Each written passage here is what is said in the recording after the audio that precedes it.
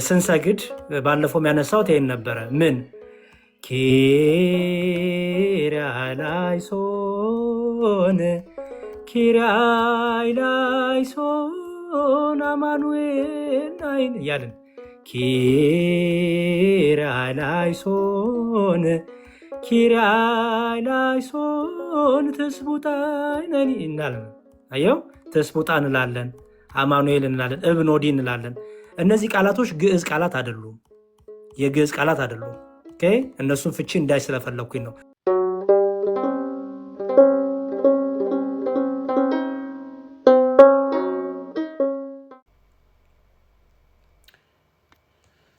ስለዚህ እንደው እንትና ካለም መዝሙረ ያሬድ ጊዜ ቢኖረው ቢመጣ ደስ ይለኛል። የሆነ ነገር ልጠይቀው ፈልጌ ለመዝሙረ ያሬድ ሼር አድርጉለት። መዝሙረ ያሬድ እንፈልገዋለሁ። ወንድማችን መቼም በዚህ ጊዜ ላይ የሚናገራቸው ንግግሮች ደስ ይላሉና ሼር አድርጉለት። መዝሙረ ያሬድ ካለ መዝሙረ ያሬድ የት አለ? እኔ መዝሙረ ያሬድን ላኩልኝ። የሆነ ስለ ሕማማት በተወሰነ መልኩ መማር ያለብን ነገር አለና መጥቶ ጊዜ ካለው የሆነች ነገር ቢለን ደስ ይለኛል። እግዚአብሔር ክብር ያድርገው። ይውላችሁ ከቻል የኔ አባት አክባሪ ወንድም ሰጥቶኛል። አክባሪ ታናሽ ወንድም ሰጥቶኛል። እውነት ነው። የኔ አባት ሰላም ነህ? ሰላም ላንተ ይሁን። እግዚአብሔር ሰላም ብዝት ይበል።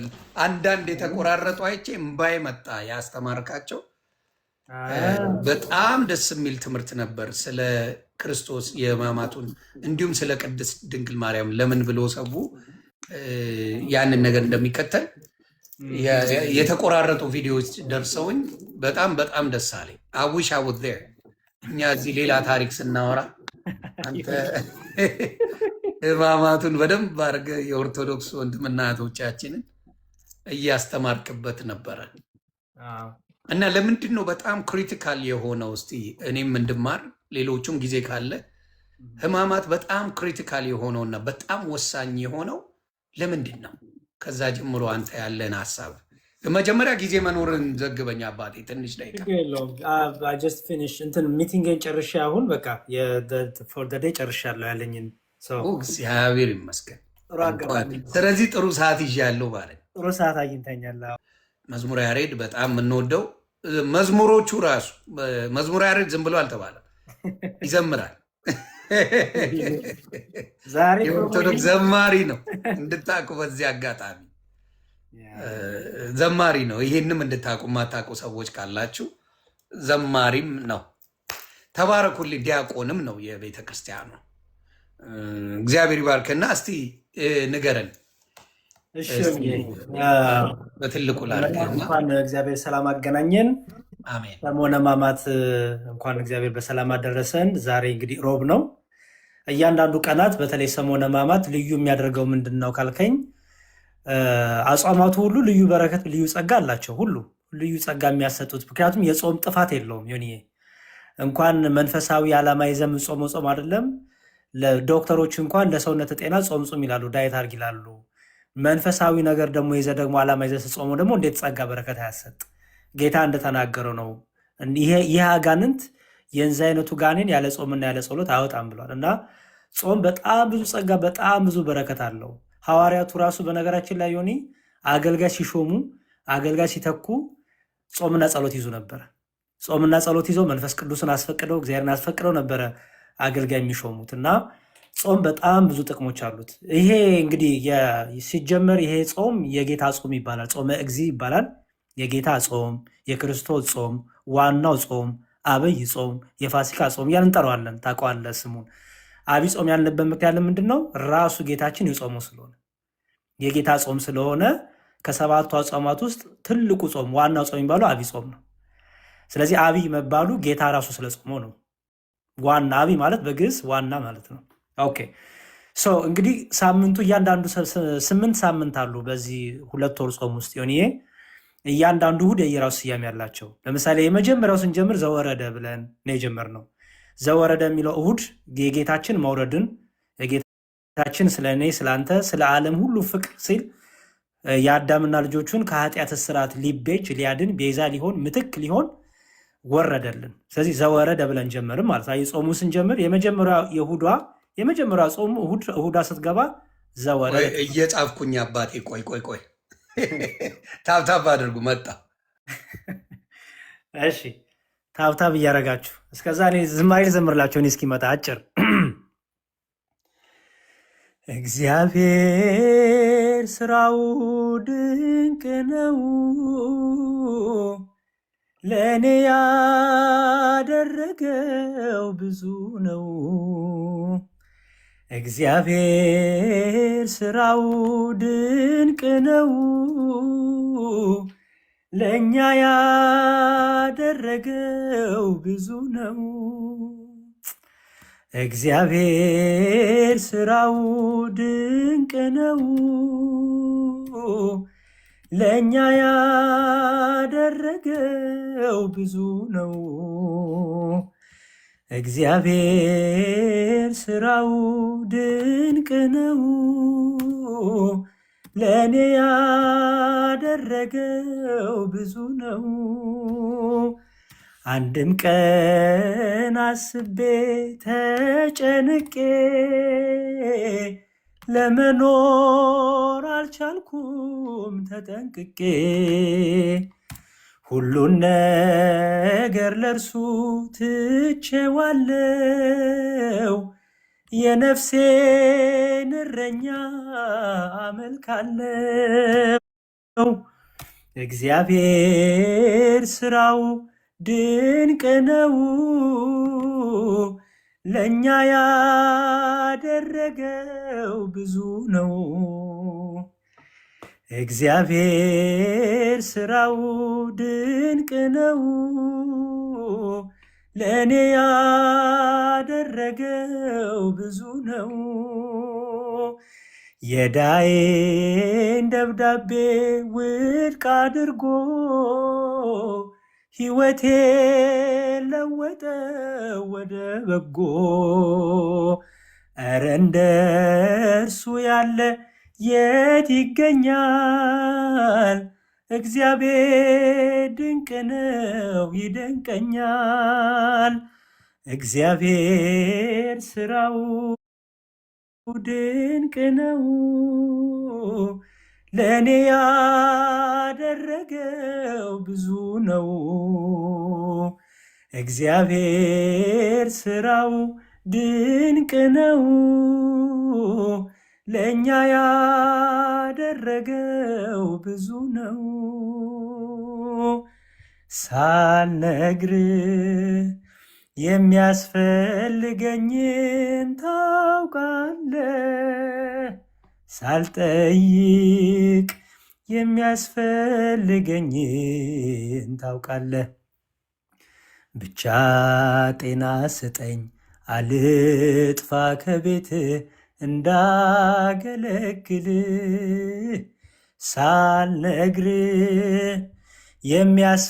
የሚያስፈልገኝን ታውቃለህ፣ ሳልጠይቅ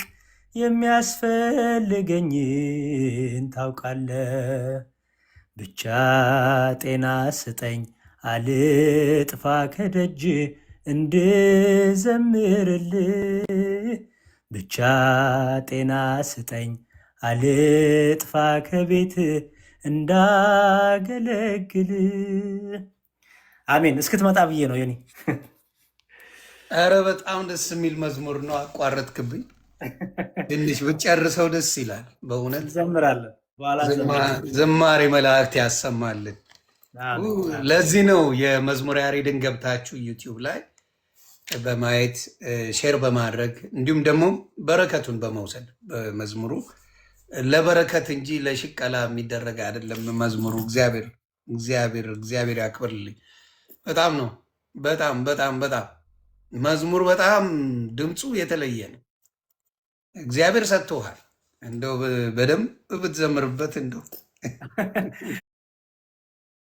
እሺ ወደ ትምህርታችን ሂድ። ደስ ይለኛል። እሺ የመጀመሪያው ዘወረደ ነው። ዘወረደ ሳይሆን ግዕዝ ነው። ዘወረደ ወረደ ዘወረደ ይባላል። ዘወረደ ማለት ምን ነው ያልንበት የመጀመሪያውን እሁድ ለምንድን ነው? አምላካችን ኢየሱስ ክርስቶስ ስለ እኔና ስለ አንተ ስለ ዓለም ሁሉ የአዳም ልጆች ቤዛ ሊሆን ምትክ ሊሆን መስቀል ላይ ሊሰቀል እንደኛ ሰው ስለሆነ ከሰማይ ስለወረደ ያን ሳምንት ዘወረደ ብለን እንጀምራለን ማለት ነው። ምክንያቱም ሳይወርድ አላዳነንም አይደለ? ሳይወርድ ሳይወለድ አልተሰቀለም። ስለዚህ ዘወረደ ብለን እንጀምራለን ማለት ነው እና የመጀመሪያው ሳምንት ዘወረደ ይባላል። እንዲሁም አምላካችን ኢየሱስ ክርስቶስ ምን ብሏል መሰለ? ከሰማይ ከወረደ በቀር ወደ ሰማይ የወጣ ማንም የለም ብሎ ያችን የተናገራትን ወንጌል በቤተክርስቲያን ትነበባለች። ምክንያቱም ዘወረደ ብለን የምናስበው ያ ሳምንት ስለሆነ፣ ስለዚህ የመጀመሪያው እሁድን ይባላል ዘወረደ። ቀጥሎ ደግሞ ያለው እሁድ ደግሞ ቅድስት ይባላል። ሁለተኛው እሁድ ደግሞ 8 እሁዶች ነው ያሉት፣ ዘወረደ፣ ከዛ ደግሞ ቅድስት አለ። ቅድስት እንላታለን ሁለተኛውን እሁድ ደግሞ። ቅድስት ማለት ደግሞ የተለየች እንደማለት ነው። ለምሳሌ ለሴት ሲነገር ቅድስት፣ ለወንድ ደግሞ ቅዱስ ይባላል አይደለ?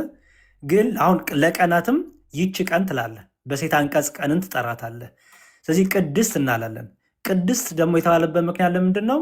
አንደኛ በዚህ በቅድስት ቀን እግዚአብሔር ቅዱስ ነውና እኛም ቅዱሳን እንድንሆን እግዚአብሔር ስለጠራን እኛ የምንቀደስበት በቃሉ በወንጌሉ በሚስጥራቱ የምንቀደስበት እንደሆነ ሊቀድሰን እንደመጣ ሊያነጻን እንደመጣ ከቆሻሻችን ሊያጠራን ከኃጢአታችን ሊያጥበን እንደመጣ የምናስብበት ስለሆነ ቅድስት ብለን ያችን እሁድ እንጠራታለን ማለት ነው። ሁለተኛው ደግሞ አምላካችን ኢየሱስ ክርስቶስ ይህችን ጾም ራሱ ይህችን ጾም እሱ አይደለ ቀድሶ የሰጠን። አብይ ጾምን የምንጾመው ራሱ ስለ ጾማት ነው። ስለዚህ ጾምን ቀድሶ ስለሰጠን ያችን ራሱ እሁድ ቅድስት ቀን ወይም ቅድስት እንላታለን ማለት ነው። ስለዚህ ልክ ከቅድስት ጀምሮ ነው እንግዲህ 40 ጾሙ በደንብ የሚጀምረው ማለት ነው። ስለዚህ ቅድስት ትባላለች ያቺ እሁድ ማለት ነው። ውስጡ ብዙ ትምህርት አለው፣ ግን በአጭር ስያሜዎቹ ብቻ ልንገር ብዬ ነው። ዘወረደ አለን፣ ቅድስት አለን። ሶስተኛው እሁድ ደግሞ ምኩራብ ይባላል። ምኩራብ ይባላል። የአብይ ጾም ሶስተኛው ሳምንት ምኩራብ ይባላል። ምኩራብ እንግዲህ እንደምታውቀው ዮኒ አይሁዶች እየተሰባሰቡ የሚያነቡበት፣ መጽሐፍትን የሚያነቡበት፣ የሚማማሩበት፣ ሕገ ኦሪት የሚነበብበት፣ የአይሁዶች የሚሰባሰቡበት፣ ለአምልኮ የሚሰባሰቡበት ስፍራና ቦታ ናት እና በዚህ በምኩራብ ቀን እንግዲህ በስያሜው የተወሰደው በዮሐንስ ወንጌል ምዕራፍ 2 ከቁጥር 14 ላይ እንደምናገኘው ዘውትር አይሁዶች እየተሰባሰቡ የሚነጋገሩበት የኦሪትን መጽሐፍት የሚያነቡበት ቦታ ነበረ። ኦኬ። እና አምላካችን ኢየሱስ ክርስቶስ ወደ ምኩራባቸው ገብቶ ምን ያደረገበት ነው? ለዋጮችን ሻጮችን እየገለበጠ ትዝ ይል እንደሆነ የአባቴ ቤት የጸሎት ቤት ይባላል፣ እናንተ ግን የወንበዴ ዋሻ አረጋችሁት ብሎ እየገረፈ ያስወጣበት ስለሆነ ያችን ቀን ምኩራብ እንላታለን። በዛን ቀን አምላካችን ኢየሱስ ክርስቶስ የአባቴ ቤት የጸሎት ቤት ይባላል፣ እናንተ ግን የወንበዴዎች ዋሻ አደረጋችሁት፣ መለወጫ አደረጋችሁት ብሎ ቤቱን እንዳጠራ የምናስተውልበት ነው፣ የምንማርበት ነው። ከዚያም ደግሞ እኛ ደግሞ ዛሬ ላይ በቤቱ የምናገለግል ከገንዘብ ፍቅር፣ ከዝሙት፣ ከስጋ ሀሳብ፣ ከአጭበርባሪነት፣ ከሌብነት ወጥተን በንጽህና በቅድስና እንድናገለግል የምናስብበት የምንማርበት ትምህርት ነው ማለት ነው። ይሄ ምኩራብ ይባላል ሶስተኛው። ከዛ አራተኛው ደግሞ መጻጉዕ አለ። መጻጉዕ ይባላል። መጻጉዕ ይሄ አራተኛው ሳምንት ነው። የአብይ ጾም አራተኛው ሳምንት ነው። በዮሐንስ ወንጌል ምዕራፍ 5 ከቁጥር 1 ጀምሮ እንደምናነበው በቤተ ሳይዳ መጠመቂያ የነበረባት 5 በሮች የነበራት በሽተኞች፣ ህመምተኞች፣ ድዌ ያለባቸው የሚተኙባት አንድ መጠመቂያ ቦታ ነበረች እና በዛ መጠመቂያ ቦታ ላይ አንድ ሰው ተኝቶ ጌታ ሄዶ ፈውሷል። ትዝ ይል እንደሆነ ዮኒ መጻጉዕ ይባላል ያ ቀን። በጣም የምወደው ቦታ ነው እሱ። የሚገርመ መጠመቂያ ራሱ ለምን ኦርቶዶክስ እንዳላት የሚገልጽ እንትን ነው እና ከዛ ኢየሱስ ክርስቶስ መጥቶ 38 ዓመት በአልጋ ተነሳ ያለው እውነት ነው። ያንን እንግዲህ መጻጉዕ እንለዋለን። መጻጉዕ ማለት በሽተኛ እንደማለት ነው። ህመምተኛ፣ ድዌ ያለበት እንደማለት ነው እና በዚህ ቀን ደግሞ ምንድነው ትልቁ የምንማረው? አምላካችን ኢየሱስ ክርስቶስ ያን በሽተኛ ከደዌው እንዳስነሳው፣ አልጋን ተሸክመ ሂድ እንዳለው። ኦኬ። ከዚሁ ደግሞ ታሪክ ደግሞ ዛሬ ደግሞ እኛ በልዩ ልዩ ደዌ ያለን፣ በልዩ ልዩ በሽታ የተያዘን ተስፋችን ክርስቶስ እንደሆነ፣ ፈዋሻችን ክርስቶስ እንደሆነ፣ ሐኪማችን ክርስቶስ እንደሆነ የስጋም የነፍስም ቁስላችን የሚፈውስ ክርስቶስ ኢየሱስ እንደሆነ የምንሰብክበት ለበሽተኞች የሚጸለይበትም ቀን ነው በነገራችን ላይ። ምክንያቱም በዚህ ቀን ጌታ በሽተኞች የፈወሰበት ቀን ስለሆነ ማለት ነው።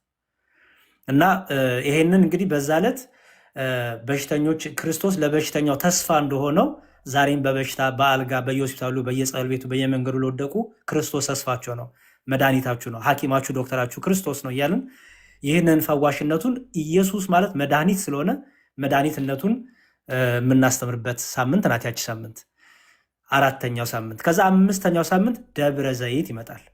ደብረ ዘይት ወይም እኩለ ጾም እንለዋለን። ደብረ ዘይት ይባላል ወይም እኩለ ጾም ይባላል። ወይም የጾሙ እኩል ማለት ነው። በቃ ከዛ በኋላ እንግዲህ የቀረው 4 ሳምንት ይሆናሉ ማለት ነው። ደብረ ዘይት የተባለበት ምክንያት ለምንድን ነው? አምላካችን መድኃኒታችን ኢየሱስ ክርስቶስ በዚህ በማቴዎስ ወንጌል ምዕራፍ 24 ከቁጥር 1 ጀምሮ ሙሉን ስታነበው፣ በተለይ ደግሞ ከቁጥር 3 ዝቅ ብለች ስትጀምር ደብረ ዘይት ወደምትባል ተራራ ወደ ከፍ ወዳለ ተራራ ወሰዳቸው ሐዋርያቱ። ደብር ማለት ተራራ ማለት ነው። ዘይት በዛ ተራራ ላይ ዘይትን የሚሰጡ ወይም ሲጨመቁ ዘይት የሚወጣቸው አትክልቶች ወይም ደግሞ እንጨት ወይም ዛፍ ነበር። ለዚህ ነው የዘይት ተራራ የተባለው። ምክንያቱም እዛ አሁን ብትሄድ እንኳን እስራኤል ሀገር ድረስ አለ። እስራኤል ሀገር ብትሄድ ዛሬም ድረስ ከዛ ዘይት ይበላሉ፣ ደግሞ ጨምቀውም ደግሞ ዘይት ያወጣሉ። ኦኬ ወደ ደብረ ዘይት ወደ ተራራ ነው የወሰዳቸው፣ ከፍ ወዳለው ወደ ይሄ የዘይት ጫካ ወዳለበት የዘይት ግንድ ወይም ዛፍ ወዳለበት ነው የወሰዳቸው። ወደዛ ወስዶ አምላካችን ኢየሱስ ክርስቶስ ይሄ የደብረ ዘይት በስተ ምስራቅ በኩል የሚገኝ ነው በነገራችን ላይ፣ እና በወይራ ዛፎች የተሸፈነ ቦታ ነው። የወይራ ዛፍ የተሸፈነ ነው እና ጌታችን ኢየሱስ ክርስቶስ በዚህ ቦታ ላይ ብዙ ሚስጥራትን ነግሯቸዋል። ብዙ ነገር ነግሯቸዋል። በነገራችን ላይ ዮኒ አምላካችን ኢየሱስ ክርስቶስ ጥቂት ቦታዎች ላይ ሐዋርያትን ወደ ተራራ ወስዷል። ጥቂት ቦታዎች ላይ ህዝቡን ወደ ታች ተውና ሐዋርያትን ብቻ ወደ ተራራ ይወስዳል። አይተ ከሆነ ህዝቡን ወደ ተራራ ወስዶ ያቅም ጌታ ወደ ተራራው እታች ላይ ህዝቡን ይተዋል። ወደ ተራራው ላይ ግን ሐዋርያትን ይወስዳቸው ነበር። ኦኬ ወደ ተራራው ለምንድን ነው? በተለይ ለምሳሌ ማቴዎስ ወንጌል ምዕራፍ 5 ምዕራፍ 6 ምዕራፍ 7 አንቀጸ ብፁዓን ይባላል። እንደዚህ የሚያደርጉ ብፁዕ ናቸው የሚለው ትዝ ይልሃል። የተራቡ ብፁዓን ናቸው። አሁን ይሄንን ሲነግራቸው ወደ ተራራ ውስጥ ነው የነገራቸው። ወደ ተራራ የሚወጣው የቻለ አይደለ፣ የበረታ የጠነከረ አይደለ ተራራ የሚወጣው። ተራራ ደግሞ ከወጣ በኋላ ደግሞ ረፍት አደረገ አይደለ፣ ቁጭ ትላለ እና ደግሞ ተራራ ላይ የሚረብሽ ነገር የለም አይደል። ስለዚህ ሐዋርያቱን በጣም እንዲያስተውሉ እንዲጠብቁ አደራ መስጠት ሲፈልግ ወደ ተራራ ይወስዳቸው ነበረ ጌታ። ተራራ ቤተክርስቲያን ምሳሌ ናት። ኦኬ ተራራ ዛሬም እየገሰገስን እየሮጥን እየሄድን የምንጽናናባት ከዓለሙ ጫጫታ ከዓለሙ ረብሻ ወጥተን ወደ ቤተክርስቲያን ሄደን ሰላምን፣ ፍቅርን፣ እርጋታን፣ መንፈሳዊ ሀብት፣ ጸጋ የምናገኝባት ቤተክርስቲያን ናት። በተራራ ትመሰላች ቤተክርስቲያን። በደብረ ዘይት ተራራ ጌታችን ኢየሱስ ክርስቶስ አምላክነቱን የተናገረበት ዳግም እንደሚመጣ ደግሞ የተናገረበት፣ ከመምጣቱ በፊት ደግሞ አጭበርባሪዎች፣ ሐሰተኛ ነቢያቶች ኢየሱስ ነን እያሉ የሚመጡ ክርስቶስ በዚህ አለ፣ ክርስቶስ በዛ አለ እያሉ የሚያጭበረብሩ እንዳይመጡ፣ በዚህ ደግሞ እንዳንሸበር፣ ጦርነት እንደሚመጣ፣ ክርስቲያኖች እንደሚገደሉ፣ መከራ እንደሚበዛ፣ ቸነፈሩ፣ ረሃቡ፣ ልዩ ልዩ ነገር በየዓለሙ እንደሚሰማ አሁን የምናየው ማለት ነው ዓለም ላይ ይሄ ሁሉ እንደሚመጣ ጌታ ይሄንን ስትሰሙ አስተውሉ፣ ትዕግስት አድርጉ፣ እንዳደነግጡ ብሎ ያጽናናበት ይሄ ሊሆን ግድ ነው ያለበት። እንዲሁም በጣም ደስ የሚል ቃል አለ። እኔ ሳነበው የሚያጽናናኝ ቃል እዛው ማቴዎስ ወንጌል ምዕራፍ 24 ላይ የሚላል መሰለ ዮኒ፣ እኛ እግዚአብሔር ስለ ቅዱሳኑ ይለመናል፣ እግዚአብሔር ስለ ቅዱሳኑ ይራራል፣ የአብርሃም የይስሐቅ አምላክ ስንለው ይሰማናል፣ ይራራልናል፣ እግዚአብሔር ስለተመረጡት ብሎ መከራችንን ያሳጥርልናል የምንለው አንደኛው ጥቅስ እዚህ ላይ አለ። ምን ይላል መሰለ? እዚሁ በማቴዎስ ወንጌል ምዕራፍ 24 ላይ ምን ይላል መሰለ? ቁጥር 22 እንዲህ ይላል። ከቁጥር 1 ልጀምር። በዚያን ጊዜ ከዓለም መጀመሪያ ጀምሮ እስከ ዛሬ ድረስ ያልሆነ እንግዲህም ከቶ የማይሆን ታላቅ መከራ ይሆናል አለና ቁጥር 2 ላይ እነዚያ ቀኖችስ ባያጥሩ ስጋ የለበሰ ሁሉ ባልዳነም ነበር፣ ነገር ግን እነዚያ ቀኖች ስለተመረጡት ሰዎች ይላል። አየው፣ ስለተመረጡት ሰዎች ያጥራሉ ይላል። አየው፣ መከራው እንኳን የሚያጥረው እግዚአብሔር ስለወደዳቸው ቅዱሳኑ ስለመረጣቸው ቅዱሳኑ ብሎ መከራችንን እንኳን እንዲያጥር ያደርገዋል። አየው፣ የእግዚአብሔር ምርጦች አሉ። የተመረጡት የተባሉት የእግዚአብሔር ምርጦች ምን ያደረጉ? ክርስቶስን የመሰከሩ። አሁን እነ እስጢፋኖስን ብታይ የክርስቶስ ምርጦች ናቸው። ምክንያቱም እስጢፋኖስ ወጣት ነው። እንዲሁም እኔ እናንተ አይ ቲንክ በእድሜ እንበልጠው ይሆናል። ወጣት ነው እስጢፋኖስ። ኦኬ፣ አላሳሳውም ወጣትነት። በድንጋይ ትወገራለህ፣ ይውገሩኝ ያለው ክርስቶስን በመስበኩ ያ ድንጋይ እሩምታ ሲወርድበት ምንም ነቅነቅ አላለም። ወጣትነቱ አላሳሳውም። አየ እንደዚህ ክርስቶስን በደማቸው በስጋ በነፍሳቸውም ተማምነው በስጋ በነፍሳቸው ክርስቶስን መስክረው ያለፉ የክርስቶስ ምርጦች ይባላሉ። አየ እግዚአብሔር ስለ አብርሃም፣ ስለ ይስሐቅ፣ ስለ ያዕቆብ ተብሎ ሲለመን እግዚአብሔር ደስ ይሰኛል። ባይዘወይ እንዲሁም የሚላም መሰል መጽሐፍ ቅዱሳችን እግዚአብሔር ሲጠራባቸው አያፍርባቸውም ይላል። አንተ ማን ነህ ሲሉት እኮ እግዚአብሔር እኔ የአብርሃም እኔ የይስሐቅ እኔ ያዕቆብ አምላክ ነኝ ይል ነበር። የሚገርም ማን ነህ ሲሉት እግዚአብሔር እኔም ብቻ አይልም። እኔ የአብርሃም አምላክ እኔ የይስሐቅ አምላክ እኔ የያዕቆብ አምላክ ነኝ ይላል እግዚአብሔር። ሲጠራባቸው ራሱ እግዚአብሔር ይኮራባቸዋል። እና እነዚህ ስለተመረጡት ሰዎች የመከራ ቀኖች ያጥራሉ። በነገራችን ላይ ለዚህ ነው ስለ ቅዱሳን ብለህ ስለመረጥካችሁ ብለህ ተለመነን ጌታዊ ማረን የምንለው ማለት ነው። አየህ። እሺ እንቀጥል። ስለዚህ የአራተኛው እንግዲህ የእኩሌታው ምን አልነው ማለት ነው? ደብረ ዘይት አለው ማለት ነው። ስለዚህ ደብረ ዘይት ላይ ጌታ እንደሚመጣ ይነገራል። እንድንዘጋጅ ተዘጋጅተን ንስሐ ገብተን በንጽህና በቅድስና ዛሬ ሊመጣ ይችላል። አየህ አሁን ድንገት እንዲህ እየተናገርን ጌታ ሊመጣ ይችላል። ስለዚህ ጌታ ምን ያለበት ነው? እንደ ሌባ እመጣባችኋለሁ ያለበትም ነው። ስለዚህ ተዘጋጅታችሁ ጠብቁ ያለበት። ስለዚህ በዚህ ቀን መዘጋጀት እንዳለብን፣ ንስሐ መግባት እንዳለብን፣ ቂም በቀል ከልባችን መውጣት እንዳለበት፣ በሃይማኖት በምግባር በክቡር ስጋ በክቡር ደሙ መታተም እንዳለብን፣ እነዚህን ሁሉ ቤተክርስቲያን ልጆቿን የምታሳስብበት ነው። ደብረ ዘይት ልዩ ቀን ነው እና እንዲሁም በጣም እግዚአብሔር እሰ ገሃደ መጽእ የሚል በጣም ደስ የሚል ምስባክ አለ። ልበልልህ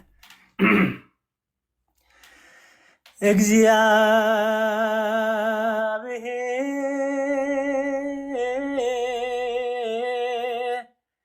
ርዕሰ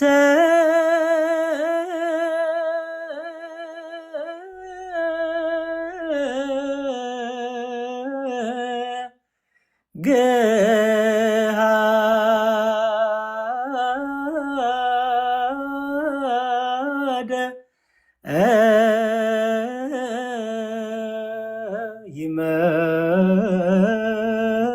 ይመጽእ ወአምላክነ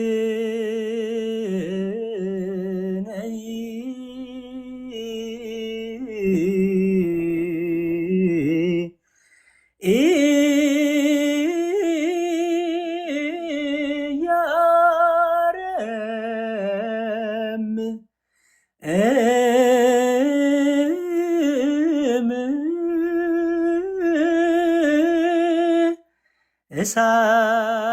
እሳት ይነድድ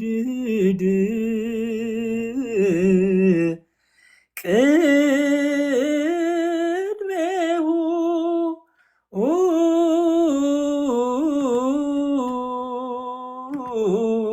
ይላል ዲያቆኑ ቅዳሴ ላይ እግዚአብሔር ይላል። ድምፁን ከፍ አድርጎ ዲያቆኑ ከመዝሙረ ዳዊት ላይ ወስዶ ይሄ ቅዳሴያችን ላይ የሚዜም ነው። የደብረ ዘይት ዕለት ምንድን ነው የሚያደርገው? ዲያቆኑ ከፍ ተንሱ ለጸሎት ካለ ምንድን ነው ወንጌልን ቅድመ ወንጌል ካለ በኋላ ወንጌልን አዳምጡ ካለ በኋላ ነው። ከዛ በፊት ምስባኩን ይሰብካል። ጸልዩ ካለ በኋላ ምስባኩን ምን ብሎ ይሰብካል? ከፍ አድርጎ እግዚአብሔር እሰ ገሃደ ይመጽእ፣ እግዚአብሔር በገሃድ ይመጣል፣ እግዚአብሔር በግልጥ ይመጣል፣ በፊቱም እሳት ይነዳል፣ ዝምም አይልም እያለ ዲያቆኑ በልዑል ዜማ ድምፁን ከፍ አድርጎ ይህን ያዜማል። ህዝቡን ያሳስባል። ምን እያለ? እግዚአብሔር ይመጣል፣ እግዚአብሔር ይመጣል፣ ዝምም አይልም፣ በፊቱ እሳት ይነዳል፣ በፊቱ እሳት ይቀጣጠላል፣ ስንዴውን ከገለባ ይለየዋል፣ እግዚአብሔር ይመጣል እያለ እየደጋገመ ቅዳሴያችን ራሱ እግዚአብሔር ይመጣል፣ ክርስቶስ ይመጣል፣ ተዘጋጁ፣ ያን ጊዜ ዋይታ ይሆናል፣ ያን ጊዜ ለቅሶ ይሆናል፣ አይጠቅምም፣ ዛሬ ንስሐ ግቡ፣ ዛሬ ተመለሱ እየተባለ የዛለት ራሱ ጠቅላላ ወንጌሉ ምስባኩ፣ የሐዋርያት ሥራ መልእክቱ፣ የቅዱስ ጳውሎስ መልእክት፣ የሐዋርያት ሥራ የሚነበበው የመዝሙረ ዳዊት ሁሉ ስለ ክርስቶስ መምጣት እኛ ደግሞ መዘጋጀት እንዳለብን ሁሉ ይነገራል ማለት ነው። የደብረ ዘይት ቀን ይሄን ሁሉ እናደርጋለን በቤተ ክርስቲያናችን። እሺ ከዛ ደግሞ ቀጥሎ ያለው ደግሞ ገብርኄር ይባላል። ገብርኄር ይባላል። ከደብረ ዘይት ቀጥሎ ያለው ሳምንት ደግሞ ገብርኄር ይባላል። ገብርኄር ነው፣ ገብርኤል አይደለም። ገብርኄር ነው ያልኩት። ገብርኄር ማለት ታማኝ ባሪያ፣ ታማኝ አገልጋይ ማለት ነው።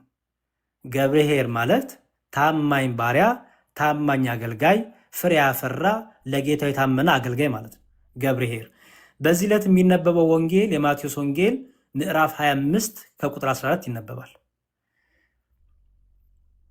በዕለቱ ሙሉን ሳምንት ክርስቲያኖች እንዴ ጥቅሱን የማቴዎስ ወንጌል ምዕራፍ 24 ከቁጥር 14 እዛው ላይ ምዕራፍ 25 ከቁጥር 14 ምዕራፍ 25 ከቁጥር 14 እንዳለ መጽሐፍ ቅዱሳዊ እንደሆነ እንድትረዱት በሚል ነው። ስሙ በደንብ እያንዳንዱ ከመጽሐፍ ቅዱስ ውጭ እንዳልሆነ በዚህ አጋጣሚም እንድታውቁት ነው። ቀጥልልኝ ያሬዶ እየተባረክ። እሺ። እና አንድ ሰው አገልጋዮቹን ይጠራና ሰራተኞቹን ጠርቶ ለአንዱ 1 መክሊት፣ ለአንዱ 5፣ ለአንዱ 2 መክሊት ገንዘብ ሰጥቶ ይሄዳል ወደ ሩቅ አገር። ከዛ ተመልሶ ሲመጣ እነዛ አንድ የተሰጠው ቀብሮት ፍሬ ሳያፈራ ሳይነግድበት ሳይለውጥበት፣ 5 የተሰጡ ደግሞ 10 አድርጎ 2 የተሰጡ ደግሞ 2 እጥፍ አድርጎ አመጣ። ስለዚህ እነዚህ ምን አላቸው? እናንተ ታማኝ ባሪያዎች አላቸው። አየህ፣ ታማኝ አገልጋዮች አላቸው። ገንዘቡን አትርፈው አብዝቶ የጠበቁትን። ኦኬ፣ እነዚህ ገብርኄር ይባላሉ ማለት ነው። ስለዚህ በገብርኄር ሳምንቱን ሙሉ ክርስቲያኖች በተሰጣቸው ጸጋ በተሰጣቸው መክሊት ፍሬ ማፍራት እንዳለባቸው፣ ኦኬ፣ መትጋት እንዳለባቸው፣ ሩጫ ሜዳ ላይ ስላሉ መሮጥ እንዳለባቸው፣ ኦኬ፣ ዕለት ዕለት ክርስቶስን በመምሰል ሕይወት መኖር እንዳለባቸው፣ ፍቅርን፣ ትህትናን፣ በጎነትን፣ ርኅራኄን፣ የዋህነትን፣ አስተዋይነትን፣ ጥበብን እነዚህን ገንዘብ እንዲያደርጉ፣ ፍሬ የማያፈራው ዛፍ ስለሚቆረጥ ፍሬ ደግሞ ለማፍራት መንፈስ ቅዱስ ሲነግረን፣ መንፈስ ቅዱስ ሲገስጸን፣ በቃሉ ሲያስተምረን፣ በቅዳሴው ሲያስተምረን፣ በጸሎቱ ሲያስተምረን ልባችንን ከፍተን እሺ ብለን ፍሬ እንድናፈራ እንማራለን ማለት ነው።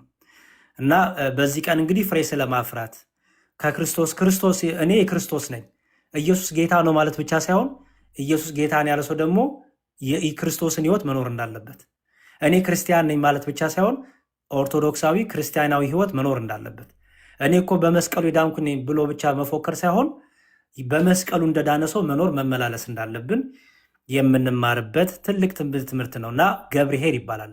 በጎ አገልጋይ፣ ታማኝ ባሪያ፣ በጎ ሰራተኛ እንደማለት ነው። የዚህ ተቃራኒ ደግሞ ሀኬተኛ ይባላል አይደለ? ሰነፍ ይባላል። ገብረ ሀካ ይባላል። የዚህ ተቃራኒው የገብርኄር ተቃራኒ ገብረ ሀካ ይባላል። ገብረ ሀካ ደግሞ ሀኬተኛ ማለት ነው። አንድ ሰው ሀኬተኛ ስትል ሰነፍ እያልከው ነው አይደለ? ስለዚህ ሀኬተኛ ደግሞ አለ።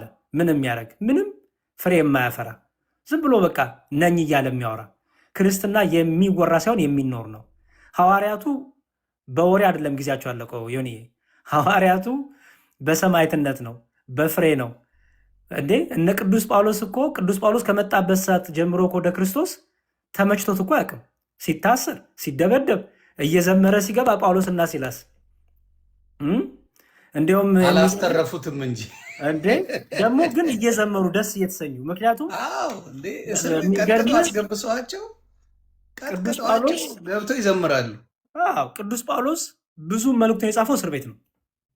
ምክንያቱም ውጭማ ስብከት ላይ ነው። እስር ቤት ግን ጊዜ ስላገኘ አትሊስት እያስተማርን ደግሞ ይጽፍም ነበር። ብዙዎቹን መልእክቶቹን ከእስር ቤት ነበር የሚጽፈው። እና በቃ የሐዋርያቱን ሕይወት ስታየው የተንደላቀቀ ዝም ብሎ የምቾት የዝላ ሕይወት አይደለም።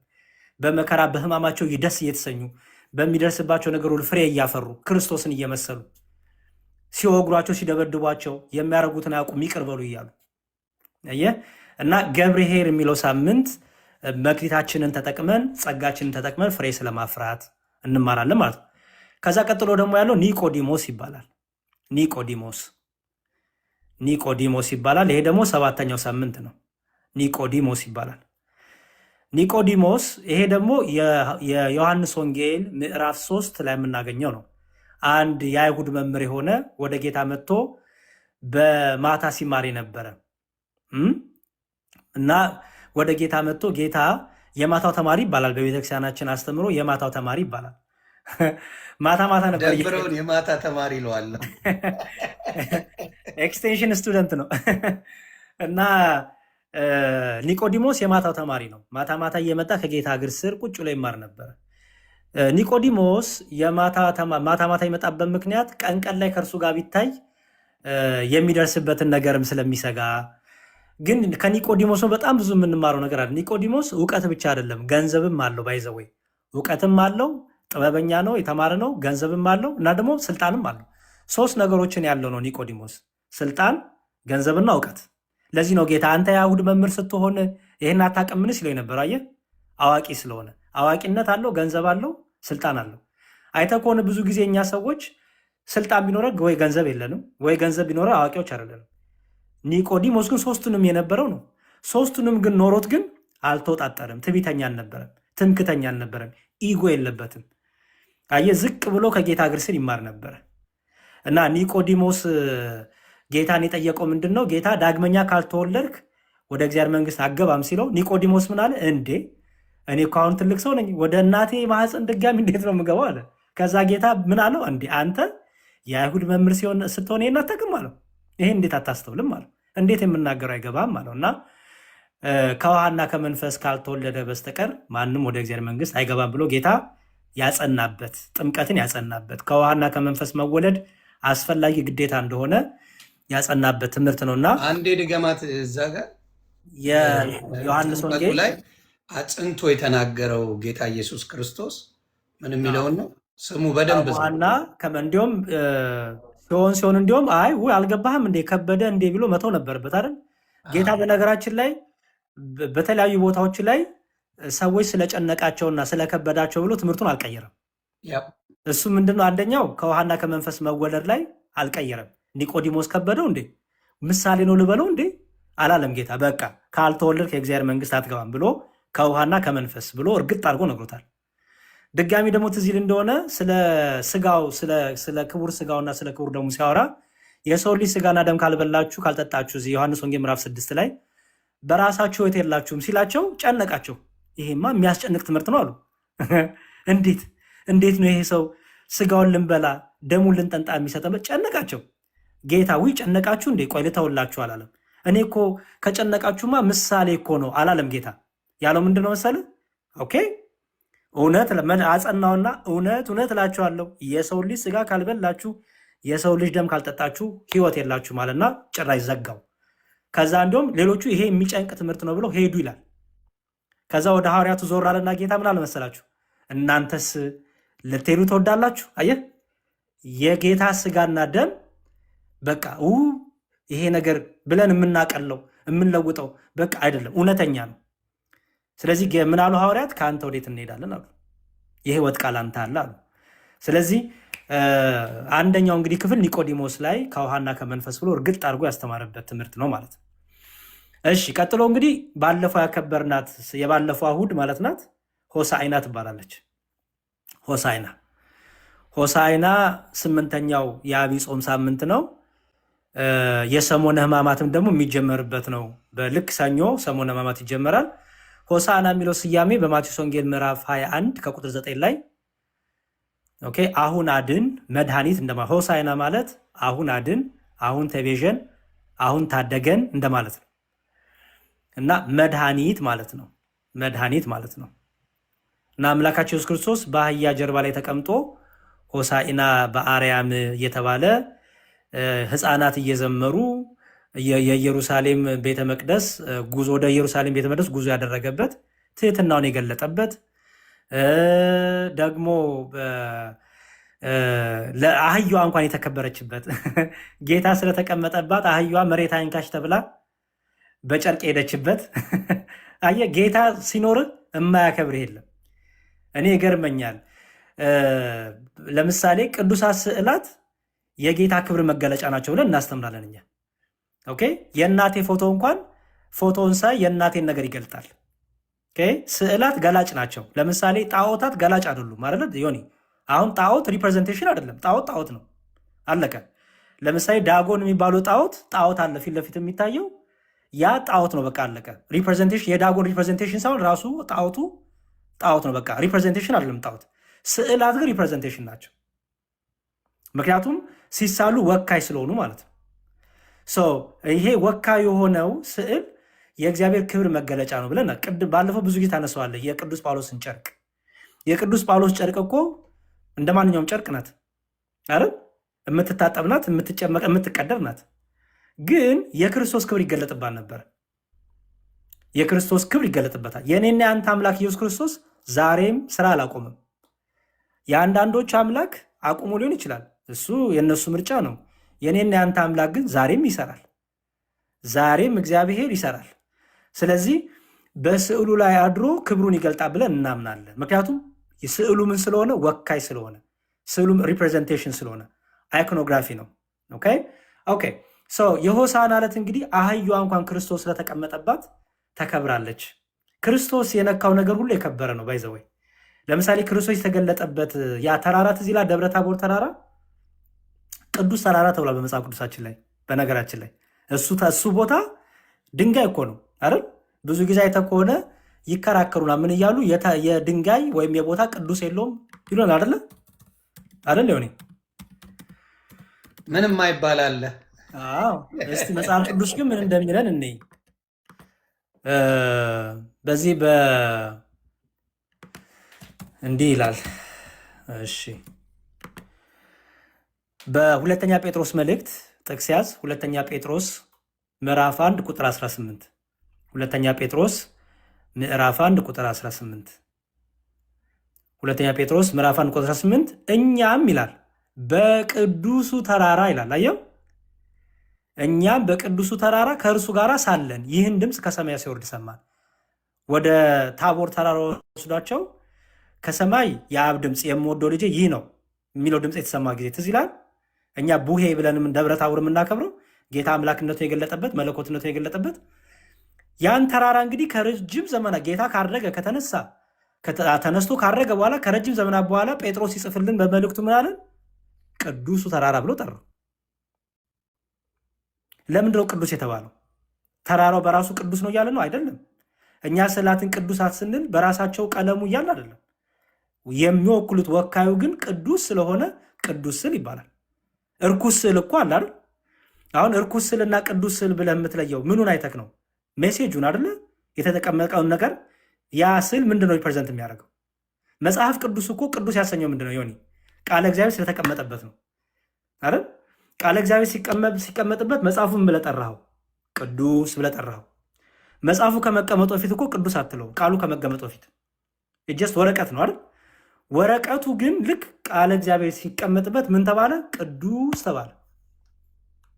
ቅዱስ መጽሐፍ አልከው፣ እስትንፋሰ እግዚአብሔር አልከው። እንዲሁም እኮ ምን እንለዋለን እኮ አንዳንድ ሰው አይተህ ከሆነ መንፈስ ያለባቸው እኮ መጽሐፍ ቅዱስ እኮ ሲነካቸው የሚጮኋሉ አይደል? መጽሐፍ ቅዱስ ታዲያ ያስጨዋቸው ወረቀቱ ነው አይደለም? ያስጨዋቸው ምኑ ነው ቢባል በዛ ላይ ያለው የእግዚአብሔር መንፈስ። ስለዚህ ዛሬም የእግዚአብሔር መንፈስ ይሰራል ማለት ነው። ቅዱስ መጽሐፍ አለው። ስዕላትን ምንድነው የምንላቸው? ቅዱሳት ስዕላት የምንላቸው ለምንድን ነው? እላያቸው ላይ ከተቀመጠው ምን ወካዩ አንጻር እርኩሳት ስዕላት አሉ። ኦኬ መላእክትን ቅዱሳት መላእክትና እርኩሳት መላእክት እንላለን። እርኩሳት መላእክትና ቅዱሳት መላእክት ሁለቱን እርኩስና ቅዱስ ያሰኛቸው ምናቸው ነው? ሁለቱም እኮ በተፈጥሮ መላእክት ናቸው።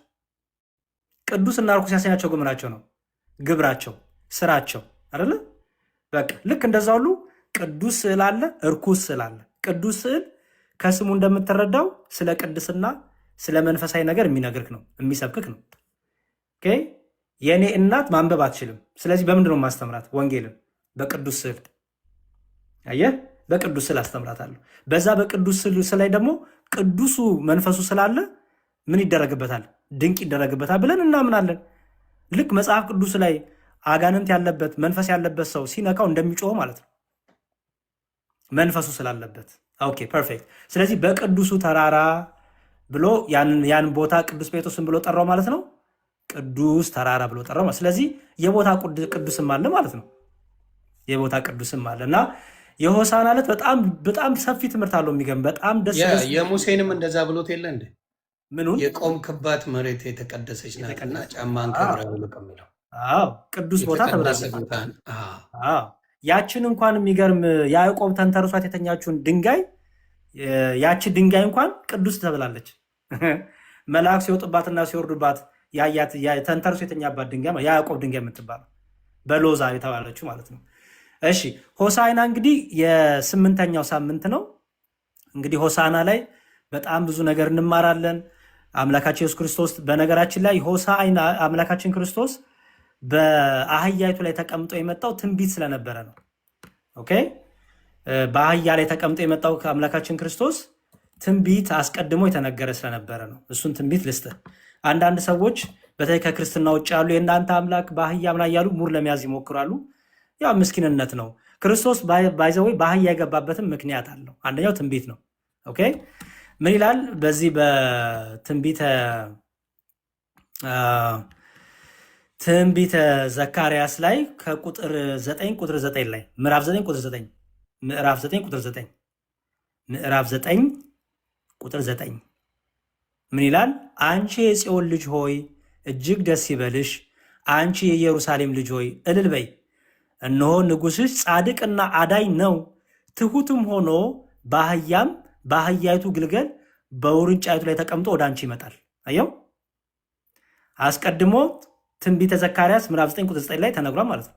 ስለዚህ ክርስቶስ በአህያ ወደ የገባው ወደ ቢታንያ ለምንድን ነው ይባል? አንደኛ ትንቢትን ለመፈጸም፣ ሁለተኛ ደግሞ ምን ይላል? ትሑት ሆኖ ይላል። አየው፣ ሲጠብቁት የነበሩት ነፃ የሚያወጣቸው ከሮማን ነፃ የሚያወጣቸው ምን የሚያደርግ በፈረስ ጦር ይዞ ጋሻ ይዞ በፈረስ በቃ እንደ ንጉሥ የሚገባ ነበር የሚፈልጉት። ክርስቶስ ግን ጦርም ይዞ አልመጣም። የሚመጣው ሊያድናቸው ነው። የሚመጣው ሊሰቀልላቸው ነው። የሚመጣው ሊሞትላቸው ነው። በቁስሉ ሊያድናቸው ነው። ትሑት ሆኖ በመስቀል ላይ ሊሰቀል ነው። ስለዚህ ምን አለ? ስለ ትሕትና ሲል በአህያይቱና በውርንጫቱ ላይ ተቀምጦ መጣ ጌታ ማለት ነው። አንድ ደግሞ በጣም ደስ የሚል እዚች ጋር አንድ ነገር አለ። ክርስቶስ አህያዮቹን ሐዋርያትን እንዲህ ብሎ አዘዛቸው። ኦኬ ምን አላቸው? ሐዋርያትን ምን ብሎ አዘዛቸው መሰለ? ያው ማቴዎስ ወንጌል ምዕራፍ 21 ላይ ታገኘዋለህ ከቁጥር 4 እስከ 5፣ እንዲሁም ዮሐንስ ወንጌል ምዕራፍ 12 ከቁጥር 14 እስከ 15፣ ማቴዎስ ወንጌል ምዕራፍ 21 ከ4 እስከ 5 እና ዮሐንስ ወንጌል ምዕራፍ 12 ከ14 እስከ 15። እዚሁ ላይ ቃል በቃል ትንቢቱ እየተፈጸመ እንደሆነ ጌታ ተናግሯል ማለት ነው። ኦኬ ማቴዎስ ወንጌል ምዕራፍ 21 ከቁጥር 4 እስከ 5። እሺ እንዲህ ይላል። ጌታችን ኢየሱስ ክርስቶስም እንዲህ ይላል። እሺ ኢየሱስ መልሶ ኦኬ እሺ መጽሐፍ ቅዱስ እሺ ከዛ ሚላ መሰለ እንዲህም አላቸው ጌታ ከቁጥር 1 ጀምር። ወደ ኢየሩሳሌም ቀርበው ወደ ደብረ ዘይት ወደ ቤተ ፋጌ ሲደርሱ ያን ጊዜ ኢየሱስ ከደቀ መዛሙርቱ ሁሉ 2 ላከ። እንዲህም አላቸው፣ ምን አላቸው? በፊታቸው ወዳለችው ወደ መንደር ሂዱ። በዚያን ጊዜም የታሰረችን አህያ ውርንጫም ከእርሷ ጋር ታገኛላችሁ። አስተውል፣ የታሰረች አህያና ውርንጫ ታገኛላችሁ፣ ፈታችሁ አምጡልኝ አላቸው። አስተውል፣ አህዮቹ የሐዋርያት አይደሉም፣ የሰው አህዮች ናቸው። ከዛ ማናም አንዳች ቢላችሁ የት ነው የምትወስዱት ቢሏችሁ ለጌታ ያስፈልጉታል በሉ አላቸው። ምን በሉ መልሶ አላቸው? ለጌታ ያስፈልጉታል በሏቸው አለ። አየህ፣ ለምንድን ነው የምትወስዱት ብለው ቢጠይቋችሁ መልሳችሁ ምን ይሁን? ለጌታ ያስፈልጉታል። ሐዋርያትን ምን አላቸው? ሄዳችሁ ፈታችሁ አምጡ አላቸው። አስተውል፣ የእነሱ ድርሻ ምንድን ነው? ፈተው ማምጣት። ከዛ ደግሞ ጌታ ደግሞ ምንድን ያሉ? ለምንድን ነው የምትወስዷቸው ቢባል ምን በሉ? ለጌታ ያስፈልጓቸዋል በሉ። እችን ነገር የሆነ ነገር ልበል። እሺ ምን መሰላችሁ? በብዛት አንዳንዶቹ የሌላ እምነት ተከታዮች ኢየሱስ ክርስቶስ ራሱን ጌታ አላለም ለምትሉ እዚህ ጋር ግልጽ አድርጎ ነው ያስቀመጠው። ለማን ያለው? ለጌታ ያስፈልጉታል ብሎ ነው የተናገረው። እና ሺህ ጊዜ እኔ ጌታ ነኝ እያለ መናገር አይጠበቅም። እኔና በአንድ ነን የሚለውም ዮሐንስ 10:30 አለ። ግን እዚህ ጋር ለጌታ ያስፈልጉታል በሉና ንገሯቸው ነው ያለው። ስለዚህ ኢየሱስ ክርስቶስ ጌትነቱን ተናግሯል በፊት ለፊት ማለት ነው። ምናልባት ሌሎች እምነቶች ለምትጠይቁት ብሎ አቅም ላላችሁ ግቡና የማቴዎስ ወንጌል ምዕራፍ 21 ከቁጥር 4 እና 5 ስታነቡ ያንን በደንብ አድርጎ ያስቀምጣል። ያቺን ለሌሎቹ መልእክት ለማስተላለፍ ነው። ይቅርታ። እሺ መምህር ብሩክም አሉ። በጣም ረዝም ያለው ይቅር ይሉኛል ብዬ አስባለሁ። አውቄ በደንብ የማውራው ለምንድን ነው? በሳሳት ስለሚያርሙኝ እንደ ልብ የማውራው ለዛ ነው። አንዴ ከስር ይቅርታ ኮመንት አንዘጋ። እኛ ቤት ብትሰደብ ምን ብትል ይቻላል። ወንጌሉን እየተማሩ ነው። ታፍነን አናስተምርም። ወንድማችን ብትሰድቡት ምን ብትሉት ትህትናው መቼም የማይቀየር ወንድም ነው ያለን። እንደናንተ ስድብ የሚፈራ ሰድቦ የሚሸሽ ሳይሆን በመጽሐፍ ቅዱስ የሚያስተምር ወንድም ነው ያለን። የምንሸሽ አይደለንም እንደሌላው። እና ኮመንት ዝጉ ለምትሉ ወንድምና እህቶች እባካቸው አይዘጋም፣ አይዘጋም። ስንዴውን ከእንክርዳዱ የምንለይበት ስለሆነ አይዘጋም። ተባረኩልኝ። እሺ እግዚአብሔር ይስጥልኝ። ኮመንት ላይ በቃ ለስንፍና መልካም ነገር ጻፉላቸው። ከሰደባችሁ መርቋቸው። ከሰደባችሁ ኑ በብርሃኑ ተመላለሱ በሏቸው። ልቦና ይስጣችሁ በሏቸው። መርቋቸው። ኦኬ ችግር የለውም። የሚሳደቡት ይሳደቡ፣ ምንም ችግር የለውም። እየሰሙንም ስለሆነ ቀስ እያለ ክፉ ነገር በጥሩ ነገር እየተተካ ይመጣል፣ እየሞላ ይመጣል።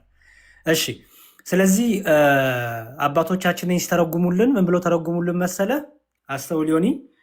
እነዚህ ታስረው ነበረ። እነዚህ ሁለቱ አህዮች አይደል? ታስረው ነበረ። ጌታ ግን ይፈልጋቸዋል።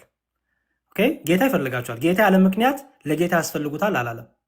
ኦኬ ታስረን የነበርነው እኛ በእግረ አጋንንት ተይዘን ስንቀጠቀጥ ባሪያ ሆነን ታስረን የነበረውን ሊፈታን ክርስቶስ። ምክንያቱም ትንቢቱ ምንድን ነው የሚለው? ደስ ይበልሽ አይደለም የሚለው? መድኃኒትሽ እየመጣ ነው፣ ንጉስሽ እየመጣ ነው። አንቺ ደስ ይበልሽ እየተባለች ነው ኢየሩሳሌም። መድኃኒት ለምን ተባለ? ክርስቶስ ከስራታችን ስለሚፈታን። አየህ፣ በባርነት ታይዘን በባርነት ታስረን ነበረ፣ ባሮች ሆነን ነበረ። ስለዚህ ሊፈታን ስለመጣ ክርስቶስ ምን አለ? ፍቷቸውና አምጧቸዋለ ማለት ነው። ለሐዋርያቱ እናንተ የፈታችሁ የተፈታ ይሆናል፣ ያሰራችሁ የታሰረ ይሆናል የሚለው ስልጣናቸውን ለማሳየት ሂዱ ፍቱና አምጡ አለ። እርሱ ደግሞ ምን ስለሆነ? እርሱ ደግሞ ሐዋርያትን ቢያመጡ ወደ ጌታ ስለሆነ፣ ሁሉም ቢያመጡ ወደ ጌታ ስለሆነ፣ ቢጠይቋችሁ ደግሞ በሉ ለጌታ ያስፈልጋል በሉ። አየህ፣ ሰይጣን ሊጥለን፣ ሰይጣን ወደ እስራት ሊወስደን ሲል ጌታችን ይላል የእኔ ልጅ ነው ብሎ እፈልጓሉ ይለናል ማለት ነው። አየህ፣ ይህንን አባቶቻችን በብዙ መልኩ እየፈቱ ያስተምሩናል። ሆሳዕና እንግዲህ ልዩ ልዩ ነገር አለው። የክርስቶስን ምስጋና የቀረበለትን ወደ ቤተ መቅደስ ገብቶ ነጋዴዎችን አሁንም ገርፎ ያወጣበትን የዘንባባ ዝንጣፊ የሚደረግበት በጣም ብዙ ሰፊ ታሪኮች አሉት። ሆሳዕና ዕለት የመጨረሻው ቅዳሴ ይቀደስና ሁርለት ልክ ከቅዳሴው በኋላ እግዚአብሔር ይፍታችሁ እንባላለን። ማሰረ ኃጢአት እግዚአብሔር ይፍታ ይባላል። በቃ ከዛ በኋላ በዚህ ሳምንት ውስጥ እግዚአብሔር ይፍታ እንባለን። ለምን ቢባል ይህቺ ሳምንት የምናስባት በአጋንንት እየተቀጠቀጥን፣ አየህ ክርስቶስ ገና አልተሰቀለማ። አሁን እቺ ሳምንት የምናስባት ለዚህ ነው። አሁን በህማም በመከራ በስግደት የጌታን ስቃይ እያሰብን የምንሰግድበት ትልቁ ምክንያት እቺ እንግዲህ ህማማት ጋር መጣን ማለት ነው። አየህ ቀስ ብለን ህማማት ሳምንት ላይ ጸሎተ ፍታት የለም፣ ክርስትና የለም። አየው እልል እያሉ መዘመር፣ እልል እያሉ ማጨብጨብ የለም። ለምን ቢባል ምን እያሰብን ስለሆነ ጌታ ያደረገልን። ጌታ ደግሞ ከመምጣቱ በፊት አጋንንት እየቀጠቀጠ እንዳናመሰግን፣ በነፃነት አምልኮ እንዳናረግ፣ በእግረ አጋንንት እየተቀጠቀጥን በጨለማ ውስጥ የነበር እንደነበርን። ምክንያቱም በጨለማ ውስጥ ለነበሩት ምን ወጣላቸው ነው የሚለው? ብርሃን ወጣላቸው ነው የሚለው ቃሉ። በቃ አሁን የነበረንን ክርስቶስ ከየት እንዳወጣን ካላወቅን እኮ ውለታውን እንዘነጋለን። አየህ ቤተክርስቲያን ውለታውን የክርስቶስን ከየት እንዳወጣን፣ ምን አይነት ዋጋ እንደከፈለልን፣ ምን እንደነበረን፣ ዋጋ ባይከፈልልን ምን ሆነን እንደምንቀር እንድናስተውለው ይህችን ስራ አሰራችልን። የእኛ ቤተክርስቲያን ልዩ ናት ምለው ለዛ ነው። ልዩ ናት ያለው ለምንድን ነው? ክርስቶስ በደሙ ባይቤዠን ኖሮ ምን ሆነን እንቀር ነበረ? ክርስቶስ ባይሰቀልልን ባይገረፍልን ኖሮ ምራቅ ባይተፋልን ኖሮ ምን ሆነን እንቀር ነበረ? ክርስቶስ ምትክ ቤዛ ባይሆን ኖሮ ምን ሆነን እንቀር ነበረ? አየህ፣ ምክንያቱም ማንም አያድነንም፣ ማንም የዘላለም ሕይወትን አይሰጠንም ከክርስቶስ ውጭ። ስለዚህ ይህን ውለታውን እንድናስብ፣ ይህን ፍቅሩን እንድናስብ፣ በጨለማ ውስጥ የነበረው ሰው ምን ሆኖ ይኖር እንደነበር እንድናስብ ይህችን ስርዓት ሰራችልን ቤተክርስቲያን። ከዛ ደግሞ ዓርብ ዕለት ደግሞ አይተህ ከሆነ ስቅላቱን እያሰብን መከራውን፣ ሕማሙን፣ ግርፋቱን እያሰብን ደግሞ እንሰግድና ከዛ ምን እንላለን? ዲያብሎስ ተመታ በመስቀል፣ ዲያብሎስ ተመታ በመስቀል እንላለን። ዓርብ ዕለት ደግሞ ልክ ስቅለቱን ደግሞ እናውጃለን። በቃ ከመንገዳችን ጠርቆ አስወገደው ዲያብሎስን ደግሞ እንላለን። የዓርብ ዕለት ደግሞ ጌታችን ተሰቀለ ካልን በኋላ ማለት ነው። እና በዚህ በሰሞነ ሕማማት የጌታን ሕማም፣ የጌታን መከራ፣ የጌታን ስለኛ የከፈለውን ዋጋ ሁሉ እያሰብን እንጸልያለን፣ እናመሰግናለን፣ እንሰግዳለን። በጣም ብዙ መጽሐፍት ይነበባሉ የጌታን ሕማም መከራ የሚያስታውሱ ማለት ነው። መምህር ብሩክ ደግሞ ቀጥሎ ያለውን በተለይ ይችን የሰሞነ ሕማማት ከሰኞ ጀምሮ እስከ እሑድ ድረስ ያለው የራሱ ስያሜ ያለው። አሁን ዛሬ ሮብ ነው ሰው ወደኋላ ማክሰኞ፣ ሰኞ፣ ከሰኞ ጀምሮ ደግሞ አሁን እኔ እሑድ ድረስ ሆሳና ድረስ አደረስኩ። መምህር ብሩክ ደግሞ ቀጥሎ ያለውን ከሰኞ ጀምሮ እስከ እሑድ ድረስ ያለውን ደግሞ እያንዳንዱ ቀን ደግሞ መጽሐፍ ቅዱሳዊን ትምህርት፣ መጽሐፍ ቅዱሳዊን ደግሞ እሳቤ፣ ቤተክርስቲያን እንዴት አድርጋ ከመጽሐፍ ቅዱስ ጋር እያንዳንዱ ነገር ሌት አድርጋ የክርስቶስን ፍቅር፣ የክርስቶስን ሕማም መከራ እንድናስብ እንደምታደርገን መምህር ብሩክ ደግሞ ያስተምሩናል ማለት ነው። እኔ ካረዘምኩ ይቅርታ በጣም ይሁንዬ። መምህር ብሩክ የሚቀር በሉኝ። ኧረ በጣም ደስ ብሎን ነው እየተማርን ያለ ነው። ምንም የረዘመ ነገር የለም። በጣም ደስ የሚል ነው። እግዚአብሔር ቃለ ሕይወት ያሰማልን። ሌላ ምን ይባላል? ታፕ ኮፒ ሊንክ፣ እንዲሁም ደግሞ ሁለቱንም መምህሮቻችንን ፎሎ በማድረግ በተለይ ፎሎ አድርጉ። ዩቲዩብ ላይ የመዝሙረ ያሬድን መዝሙሮች አዳምጡ፣ ስሙ፣ ተባረኩበት። እንዲሁም መምህር ብሩኬን ትምህርታቸውን መስማት፣ መቀበል፣ ማወቅ፣ መጠንከር በክርስትናችን ላይ ግዴታችን ስለሆነ እያደረግን ነው። ቃለ ሕይወት ያሰማልን ወንድማችን ያሬድ፣ ዲያቆን ያሬድ። መምህር ብሩክ ይቀጥሉ። ሰላም ለእናንተ ይሁን። እጅግ የምንወድህ የምንሳሳልህ ወንድማችን ዲያቆን መዝሙረ፣ እንዲሁም የምናከብርህ ዮኒ ማኛ፣ ሁላችሁም እየሰማችሁ ያላችሁ ኦርቶዶክሳውያን ሰላም ለእናንተ ይሁን ብያለሁ። ያው ከሰላምታ ልጀምር ብዬ ነው። እንዴት አላችሁ? እንኳን አደረሳችሁ ሁላችሁንም። እንኳን ብሎ አደረሰ መምህር ብሩክ፣ እንኳን በሰላም መጡ። ሰላም ለእርሶ ይሁን። ይቅርታ ብያለሁ በጣም አስቀድሜ። አረ በስመ አብ፣ እየተማርን ነበር። ምንም ይቅርታ የሚያስብል ነገር የለም። በደንብ እየተማርን ነበር። በእውነት እግዚአብሔር ጥበቡን ጨምሮ ጨማምሮ ይስጥ። እያንዳንዱን ስያሜዎች በጣም ጥበብ በተሞላበት ደግሞ በዚህ አውድ እንዴት መልእክት ማስተላለፍ እንዳለብህም ከመንፈስ ቅዱስ ነው ብያለሁኝ። እኔ እያንዳንዱን ሰንበት መልእክት ያስተላለፍክባቸው መንገዶች፣ ሚስጥሩንም ያብራራህበት መንገድ እጅግ ደስ የሚል ነበር። እኔ ራሴ እየተማርኩ ነበረ። ቃለ ሕይወትን ያሰማ፣ የሕይወትን ቃል ያሰማ። እኔ እንዳጠቃላይ የአብይ ጾም ጉዟችን ቤተክርስቲያን ወዴት ነው እየወሰደችን ያለ ነው ካልን ሐዋርያው ቅዱስ ጳውሎስ ወደ ገላትያ በጻፈው መልእክቱ ምዕራፍ 4 ቁጥር 19 ላይ ልጆች ሆይ ክርስቶስ በእናንተ እስኪሳል ድረስ ዳግመኛ ስለናንተ ምጥ ይዞኛል ይላል። የቤተ ክርስቲያን የሁል ጊዜም ቢሆን ልጆቿን የምትወስድበት ጉዞ ክርስቶስ በልባችን እስኪሳል ድረስ የምታደርገው የምጥ ጉዞ ነው። የሁል ጊዜም ቢሆን ትምህርቷ፣ አስተምህሯ፣ ስርዓቷ በአብይ ጾም የምናደርጋቸው ጉዞዎች ምንድናቸው ካልን ክርስቶስን እንመስል ዘንድ ወይንም ደግሞ የክርስቶስ ሕሊና የክርስቶስ ልብ በእኛ እንዲኖር ክርስቶስ በእኛ እንዲሳል የሰጠችን መንፈሳዊ ጉዞ ነውና ከዘወረደ ጀምሮ ቅድም ዲያቆን መዝሙር ያሬድ ሲነግረን የነበረው ይሄ ነው። በጣም የሚደንቀው ደግሞ እያንዳንዱ ሰንበት እርስ በርስ ያላቸው መተሳሰር። ለምሳሌ የመጀመሪያውና የመጨረሻውን እንመልከት። ዘወረደ ብለን አሁን ቅዱም መዝሙር ያሬድ ሲነግረን ሆሳዕናን ሲነግረን የታሰሩትን መፍታቱን ክርስቶስ የታሰሩትን ፈታችሁ አምጡልኝ ማለቱን አየን። የክርስቶስ የመምጣቱ ግብ ምንድን ነበር ካልን አዳምና የአዳም የልጅ ልጆቹ በውድቀት ሰንሰለት ታስረው፣ በኃጢአን ሰንሰለት ታስረው፣ በሞት ሰንሰለት ታስረው፣ በዲያብሎስ መገዛት ሰንሰለት ታስረው የነበሩትን ለመፍታት ነው።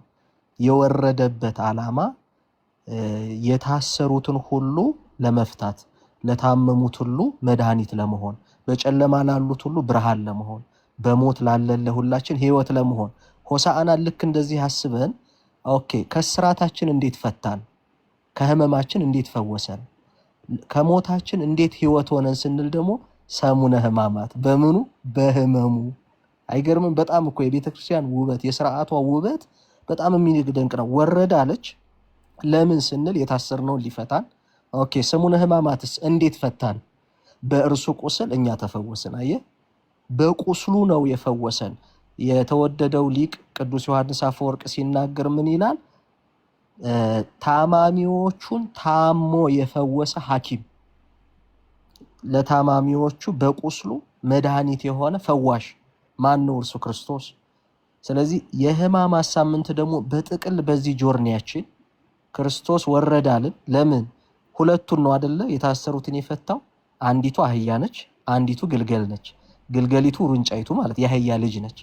የሚደንቀው ሁለቱንም ነው የፈታው፣ እንዲፈቱ ያደረገው ክርስቶስ። ለምን ካልን ጭነት የለመደችው ሕግ የለመዱ ለእግዚአብሔር መገዛት የለመዱ የአይሁድ ምሳሌ ነች። ግልገሊቱስ በጣዖት አምልኮ የነበሩ እግዚአብሔርን የማያውቁ ህዝቦች። ክርስቶስ የመጣው ለማን ነው? ለሁሉ። አየህ የክርስቶስ መምጣት ለሁሉ ነው። የክርስቶስ መድኃኒትነት ለሁሉ ነው።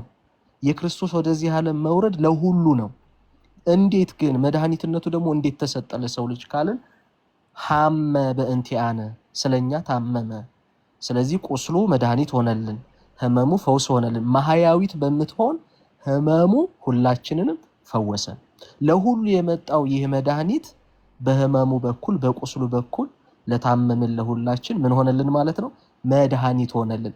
በጣም የሚገርም ነው። ዮኒ ሰማያዊ በጣም ምስጢራዊ መለኮታዊ የሆነ ግሩም የሆነ ስርዓት ነው ቤተክርስቲያን። ስለዚህ በዚህ ሰሙነ ሕማማት ደግሞ ያሉት እያንዳንዷ ዕለት ክርስቶስ የፈጸማቸውን የመጨረሻ ሳምንት ክርስቶስ በመጨረሻው ሳምንት ያደረጋቸውን ነገሮች የምታስተምርበት ነው። ለምሳሌ ክርስቶስ ከቢታንያ ተነስቶ ወደ ኢየሩሳሌም ከገባ በኋላ ወንጌላዊ ማርቆስ በወንጌል ምዕራፍ 11 ላይ እንደሚነግረን ወደ ቤተ መቅደስ ገብቶ የገባበት ሰዓት ምሽት ሰዓት ስለደረሰ ወጥቶ ወዲያውኑ ወደ ቢታንያ ሄደ ይለንና በማግስቱም ወደ ኢየሩሳሌም ሲመለስ አንዲት ቅጠልን ፈልጎ ፍሬዋን ሊበላ ወደ በለስ ይቀርባል። ፍሬ ያጣባታል፣ ይረግማታል። የመጀመሪያው መርገመ በለስ የተባለው ክርስቶስ ቢታንያ አድሮ በማግስቱ ማለት በሰኞ ዕለት ወደ ኢየሩሳሌም ሲገባ ፍሬ ፈልጎ ወደ በለሷ ሄደ። ግን ምን አልነበረባትም? ፍሬ አልነበረባትም። ቅጠል ብቻ ነበር የነበራት። ስለዚህ ምን አረጋት? ረገማት። ምን ብሎ? ለዘላለም ፍሬ አይገኝብሽ። ተመልከት። ልክ ይሄን አለና የዚች በለስ መረገም ከምን ጋር እንደሚገናኝ ሲነግረን ትርጉሙ ወደ ቤተ መቅደስ ገባና የሚሸጡ የሚለውጡ በመቅደስ ውስጥ ያሉ ስለነበሩ ያንን አነጻ፣ አጸዳ። ቤቴ የጸሎት ቤት ይባላል፣ እናንተ ግን የወንበዴዎች ዋሻ አደረጋችሁት ብሎ ገሰጸ። ቤተ መቅደሱን አጸዳ። ሁለቱ ነገሮች የተያያዙ ነገሮች ናቸው። ምንድናቸው ካልን የቤተ መቅደሱ ባለቤቶች እስራኤላውያን ናቸው። ወደ ቤተ መቅደሱ ከመግባቱ በፊት ክርስቶስ ቅጠል ብቻ የነበራትን በለስ ፍሬ ያላፈራችውን ረግሞ ነው የገባው። ይሄ ቤተ መቅደስ የተሰጣቸው እስራኤላውያን ያለ ፍሬ ተገኝተዋል ማለት ነው። አሁን በለስ እስራኤል ነች። እስራኤል ግን መቅደስ ተሰጥቷታል፣ ስርዓት ተሰጥቷታል፣ መለኮታዊ ምስጢር ተሰጥቷታል፣ መጻሕፍት ተሰጥተዋታል። ነገር ግን ፍሬ ሊገኝባት አልቻለም። የሃይማኖቱን ፍሬ የሆነውን ክርስቶስን ልትሰጥ፣ ልታስገኝ፣ ልትቀበል አልቻለችም። ስለዚህ ከአንቺ ለዘላለም ፍሬ አይገኝብሽ ብሎ ለምኩራብ የተሰጠው ተስፋ የአህዛብ ተስፋ እንዲሆን ተሰጠ ማለት ነው። ተመልከት። ስለዚህ በለስ የተባለች እስራኤል ነች። ፍሬ ያልተገኘባት መሆኗ ሃይማኖት፣ መቅደስ፣ ስርዓት ተሰጥቷት እግዚአብሔር ከእርሷ የሚፈልገውን መንፈሳዊ ፍሬ አላገኝባትም። ስለዚህ የመጀመሪያው ሰኞ መርገመ በለስ ይባላል። በአንጻሩ ደግሞ እግዚአብሔር ከእያንዳንዳችን የሚፈልገው የህይወት ፍሬ አለ። የተወደደው ሐዋርያ ቅዱስ ጳውሎስ ለገላትያ ክርስቲያኖች በጻፈው መልእክቱ ላይ የመንፈስ ፍሬዎች ብሎ የጠቀሳቸው ምዕራፍ 5 ቁጥር 21 ላይ እነዚያ የመንፈስ ፍሬዎች ከእያንዳንዱ አማኝ ይጠበቃል። ስለዚህ አምነዋለሁ የምንለውን ጌታ የምንገልጸው በህይወት ፍሬ ነው ማለት ነው። ስለዚህ መርገመ በለስ በሚለው ክርስቶስ ወደ ቤተ መቅደሱ ከመግባቱ በፊት ያችን ፍሬ ፈልጎ ያላገኘባትን በለስ የረገመበት። ሁለተኛ ደግሞ አንጽሖተ ቤተ መቅደስ ይባላል። የማቴዎስ ወንጌል ቅድም ምዕራፍ 21 ላይ የተወደደው ወንድማችን ዲያቆን መዝሙር ያሬድ ሲያነብልን እንደነበረው ጌታችን የአይሁድ መቅደስ 4 ክፍል አለው። 4 ክፍሎች አሉት። የመጀመሪያው የአሕዛብ አደባባይ ይባላል። ሁለተኛው ደግሞ የሴቶች አደባባይ ይባላል። ሶስተኛው የወንዶች አደባባይ ይባላል። አራተኛው የካህናት አደባባይ ይባላል። በመጀመሪያው አደባባይ ጸሎት ሊጸሉ የሚገባቸው አይሁድ ሳይሆኑ በዘር በመገረዝ ግን ወደ አይሁድ የተቀላቀሉ ጸሎት የሚያደርጉበትን ስፍራ የፋሲካ በዓል ቀርቦ ስለነበረ የንግድ መናኸሪያ ያርገውት ነበር አይሁድ። በተለይ የቤተ መቅደሱ ባለቤቶች ለምን ታላቁ የፋሲካ በዓል የሚከበርበት ሳምንት ስለሆነ በዓለም ሁሉ የተበተኑ አይሁድ ተሰብስበዋል። ከሚሊዮን ያላነሱ አይሁዶች በዚህ ሳምንት ውስጥ ኢየሩሳሌም ከተማ ውስጥ ስለነበሩ ለመስዋዕት የሚሆኑትን እዛ መቅደስ ላይ መሸጥና መለወጥ ሳንቲም መለወጥ ስራ እየሰሩበት ስለነበረ ቤቴ የጸሎት ቤት ይባላል፣ እናንተ ግን የወንበዴዎች ዋሻ አደረጋችሁት ብሎ ቤተ መቅደሱ መንፈሳዊ ስራ ሊሰራበት የሚገባ ሲሆን የማይገባ ስራ የሰሩበት መሆኑን ገስጾ ቤተ መቅደሱን ያነጻበት ነው። ይሄ 2 ጊዜ የተከናወነ ነው በክርስቶስ። ቅዱስ ዮሐንስ በመጀመሪያው ፋሲካ እንደተፈጸመ ነግሮናል። ቅዱስ ማቴዎስ ደግሞ በመጨረሻው የፋሲካ ሳምንት ጌታ እንዳደረገው 2ኛ ጊዜ ይሄንን ነግሮናል ማለት ነው። ይሄ የመጀመሪያው ዕለት መርገመ በለስ አንጽሖተ ቤተ መቅደስ ተብሎ ይነገራል። 2ኛው ላይ የክርስቲያኖች ሰውነት የእግዚአብሔር መቅደስ ነው። የተወደደው ሐዋርያ ቅዱስ ጳውሎስ እናንተ የእግዚአብሔር ማደሪያ መቅደሶቹ ናችሁ እንዳለ ምን ይነገርበታል ካልን በሰውነት መቅደሳችን እግዚአብሔር ሊከብርበት የሚገባ ስራ መሰራት አለበት። ይሄን ቤተክርስቲያን ታስተምርበታለች። 2ኛው ቀን የትምህርት ቀን ይባላል። ዕለተ ማክሰኞ የሰኞ ማግስት ማለት ነው። የትምህርት ቀን የሚባለው ለምንድን ነው ካልን ቅድም ወንድማችን መዝሙረ ያሬድ ሲነግረን የነበረው ከ21ኛው ምዕራፍ አንስቶ እስከ 25ኛው ምዕራፍ ያለው ትምህርት የዚህ ቀን ትምህርት ነው። ይሁን የሚገርም ዕለተ ማክሰኞ ላይ ክርስቶስ ያስተማረው ትምህርት ነው። ከምዕራፍ 21 ምክንያቱም ምዕራፍ 21 ቁጥር 23 ላይ ወደ መቅደስ ገብቶ ሲያስተምር ይላል። ምዕራፍ 23 አንስተን ስናነብ ከዚህ ክፍል ጀምሮ እስከ ማቴዎስ ወንጌል ምዕራፍ 25 ድረስ ያለው ትምህርት የአንድ ቀን ትምህርት ነው፣ የክርስቶስ ትምህርት ነው። ስለዚህ የትምህርት ቀን ብላ ክርስቶስ ያስተማራቸውን ትምህርቶች ቅድም ወንድማችን ዲያቆን መዝሙረ ያሬድ ሲናገር የነበረው ስለ ዳግም መምጣቱ ዳግም ለሚመጣው ጌታ የተዘጋጀን ሙሽሮች ሆነን እንድንጠብቅ ክርስቶስ በተለያዩ ምሳሌዎች የተናገረበት ይሄ 2ኛው የምን ቀን ይባላል? የትምህርት ቀን ይባላል። 3ኛው ዕለተ ረቡዕ ነው። ዕለተ ረቡዕ ደግሞ አይሁድ ጌታን ለመግደል እሱን ያገኙበት ዘንድ የሚችሉበትን መንገድ የተማከሩበት ምክረ አይሁድ ይባላል። የምክር ቀን ይባላል።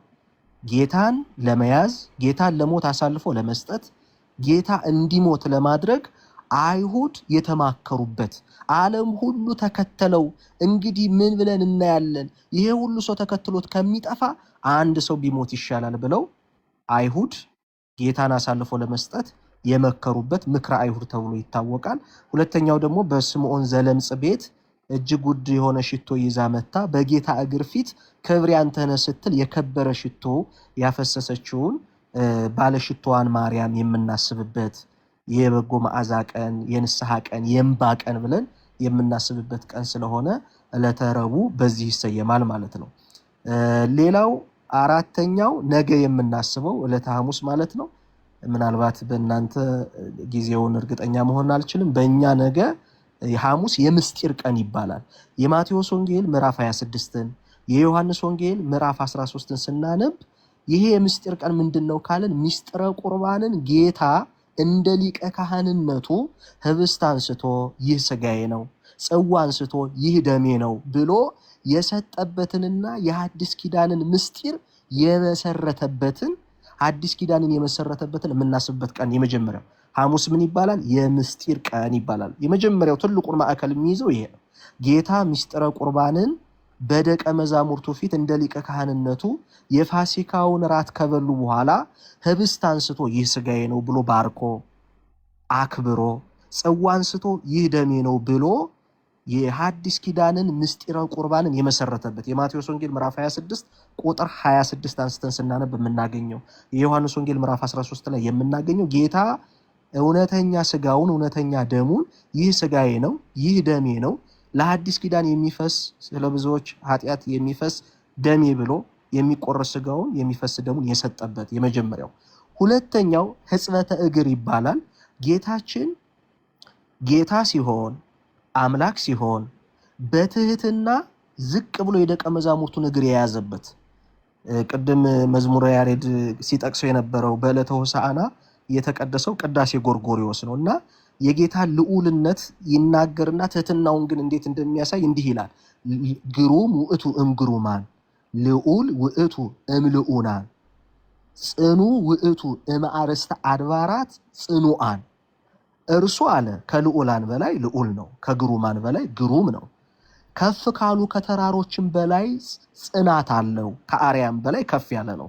የጥልቆችም ጥልቅ እርሱ ነው፣ ለዓለማት ዓለማቸው፣ ለወሰናት ሁሉ ወሰናቸው እርሱ ሆኖ ሳለ ለተራሮች የኃይላቸው መቀነት ሆኖ ሳለ የእግር ማበሻ መቀነትን አንስቶ ወገቡን አሰረ። አፍላጋትና ማያትን የሚያመላልሰው ጌታ ውሃ በኩስኩስ ቀድቶ የደቀ መዛሙርቱን እግር ዝቅ አለና ያዘና ማጠብ ጀመረ። የትህትና ቀን በእውነት ምን አላቸው ደቀ መዛሙርቱን? መምህር ጌታ እንደሆንኩ ትላላችሁ፣ ይሄን እናንተም ታደርጉት ዘንድ ምሳሌ ተውኩላችሁ። አዎ መምህር ጌታም ነኝ፣ ይሄን ግን እርስ በርሳችሁ ይሄን ታደርጉት ዘንድ ምሳሌን ተውኩላችሁ አለ። ክርስቶስ በደቀ መዛሙርቱ እውነት ነው መምህር ጌታ ይባላል። ጌትነቱን መምህርነቱን አዎ ብሎ አረጋግጧል። ትሉኛላችሁ፣ ልክ ነው። መምህር ትሉኛላችሁ፣ ልክ ነው። ጌታ ትሉኛላችሁ፣ ልክ ነው። የዮሐንስ ወንጌል ምዕራፍ 13ን ስናነብ ይሄን ነው የምናገኘው። ልክ ነው አለና እኔ ምሳሌ እንደተውኩላችሁ እናንተም እርስ በርሳችሁ እግሮቻችሁን ትታጠቡ ዘንድ እንሆ ብሎ ክርስቶስ የደቀ መዛሙርቱን እግር ያጠበበት የትህትና ቀን። እኛም ትሁታን እንድንሆን ትዕቢት የመጀመሪያውን ሳጥናኤልን ከክብር ያወረደ ሲሆን ትህትና ግን ወደ ሰማይ ዙፋን የሚያወጣ መሰላል ስለሆነ ክርስቶስን የሚከተሉ ሁሉ በትህትና እንዲመስሉት የትህትና ቀን ትህትናን ያስተማረበት ቀን መሆኑን እናስብበታለን። ዕለተ ዓርብ ደግሞ የሰው ልጅ በክርስቶስ የመስቀል ደም ዳግም የተፈጠረበት ዕለት፣ ዕለተ ስቅለት፣ ዕለተ ድህነት፣ ዕለተ ፍጥረት እንላታለን። በደንብ እናስተውል። ምን ማለታችን ነው? ወደ ኤፌሶን መልእክቱ ሐዋርያው ቅዱስ ጳውሎስ 2:10 ላይ ሲናገር መልካሙን ስራ ለማድረግ በኢየሱስ ክርስቶስ ተፈጠርን ይላል። እውነት ነው። ክርስቶስ በቀዳማዊ ቃልነቱ ከባህሪ አባቱ ከአብ ከባህሪ ሕይወቱ ከመንፈስ ቅዱስ ሳይለይ ሁሉን የፈጠረ እርሱ ነው። የዮሐንስ ወንጌል ምዕራፍ 1 ቁጥር 3 ላይ ሁሉ በእርሱ ሆነ ከሆነውስ እንኳ አንዳች ያለ እርሱ የሆነ የለም አለ። ለምን? በቀዳማዊ ቃልነቱ ከባህሪ አባቱ ከአብ ከባህሪ ሕይወቱ ከመንፈስ ቅዱስ ሳይለይ በጥንተ ተፈጥሮ ማለት ምን ማለት ነው? የዘፍጥረት መጽሐፍ ላይ ምዕራፍ 2 ቁጥር 7 ላይ ስናነብ እግዚአብሔርም ከምድር አፈር የሰውን ልጅ አበጀው፣ በአፍንጫውም የሕይወት እስትንፋስን እፍ አለበት፣ ሰውም ሕያው ነፍስ ያለው ሆነ ይላል። ተመልከት፣ ጥንተ ተፈጥሮ የምንለው ይሄን የመጀመሪያ ፍጥረትነታችን። ግን መጀመሪያ የተፈጠረው በክብር ይሄ ሰው ልጅ በመተላለፍና ኃጢአት በመስራት ወድቋል። የወደቀውን የሰውን ልጅ እግዚአብሔር ዳግም የፈጠረው በምንድን ነው ካልን በክርስቶስ መስቀል፣ በክርስቶስ ደም፣ በክርስቶስ ማዳን። ይሄ ሐዲስ ተፈጥሮ ይባላል። ተመልከት፣ በክርስቶስ የሆኑ ሁላችን አዲስ ፍጥረትን እንደሚል የክርስቶስ የመስቀል ስራው። ስለዚህ ዕለተ ዓርብ ዕለተ ድህነት፣ ዕለተ ፍጥረት፣ ዕለተ ስቅለት ትባላለች። የመዳን ቀን ጌታ ራሱን ቤዛና መስዋዕት አድርጎ ስለ ሁሉ የሰጠበት አንድ። ሁለተኛ የዮሐንስ ወንጌል ምዕራፍ 19 ቁጥር 31 ላይ ስናነብ ወይቤ ኩሎ ተፈጸመ፣ ጌታ ከተናገራቸው ከሰባቱ የመስቀል ቃላት መካከል አንዱ ይሄ ነው። መጠቅለያ ነው። በነገራችን ላይ ይሄ ጌታ በመስቀል ላይ ሆኖ ምን አለ? ሁሉም ተፈጸመ አለ። ምንድን ነው የተፈጸመው? የሰው ልጅ ናፍቆት መዳን ነበር፣ መዳን ተፈጸመ። የሰው ልጅ መዳን በነቢያት ትንቢት፣ በነቢያት በምሳሌ ተነግሮ ነበር። አባቶቻችን ነቢያት እግዚአብሔር የሰውን ልጅ ለማዳን ያለውን መለኮታዊ ዕቅድ በህልም በመኝታ ጊዜ፣ በራእይ በተመስጦ ጊዜ፣ በአምሳል ደግሞ በታሪክ እውነት እየተረዱት ኑረዋል በብሉይ ኪዳን። ስለዚህ ክርስቶስ ምን አለ? ያ ሁሉ ተፈጸመ፣ የሰጠሁት ኪዳን ተፈጸመ። ለአዳምና ለልጅ ልጆቹ የሰጠው ኪዳን ተፈጸመ። ለአባቶቻችን ለነቢያት የሰጣቸው ተስፋ ተፈጸመ። የሰው ልጅ መዳን ተፈጸመ። ስለዚህ ክርስቶስ ምን አለ በመስቀል ላይ? ሁሉም ነገር ተፈጸመ።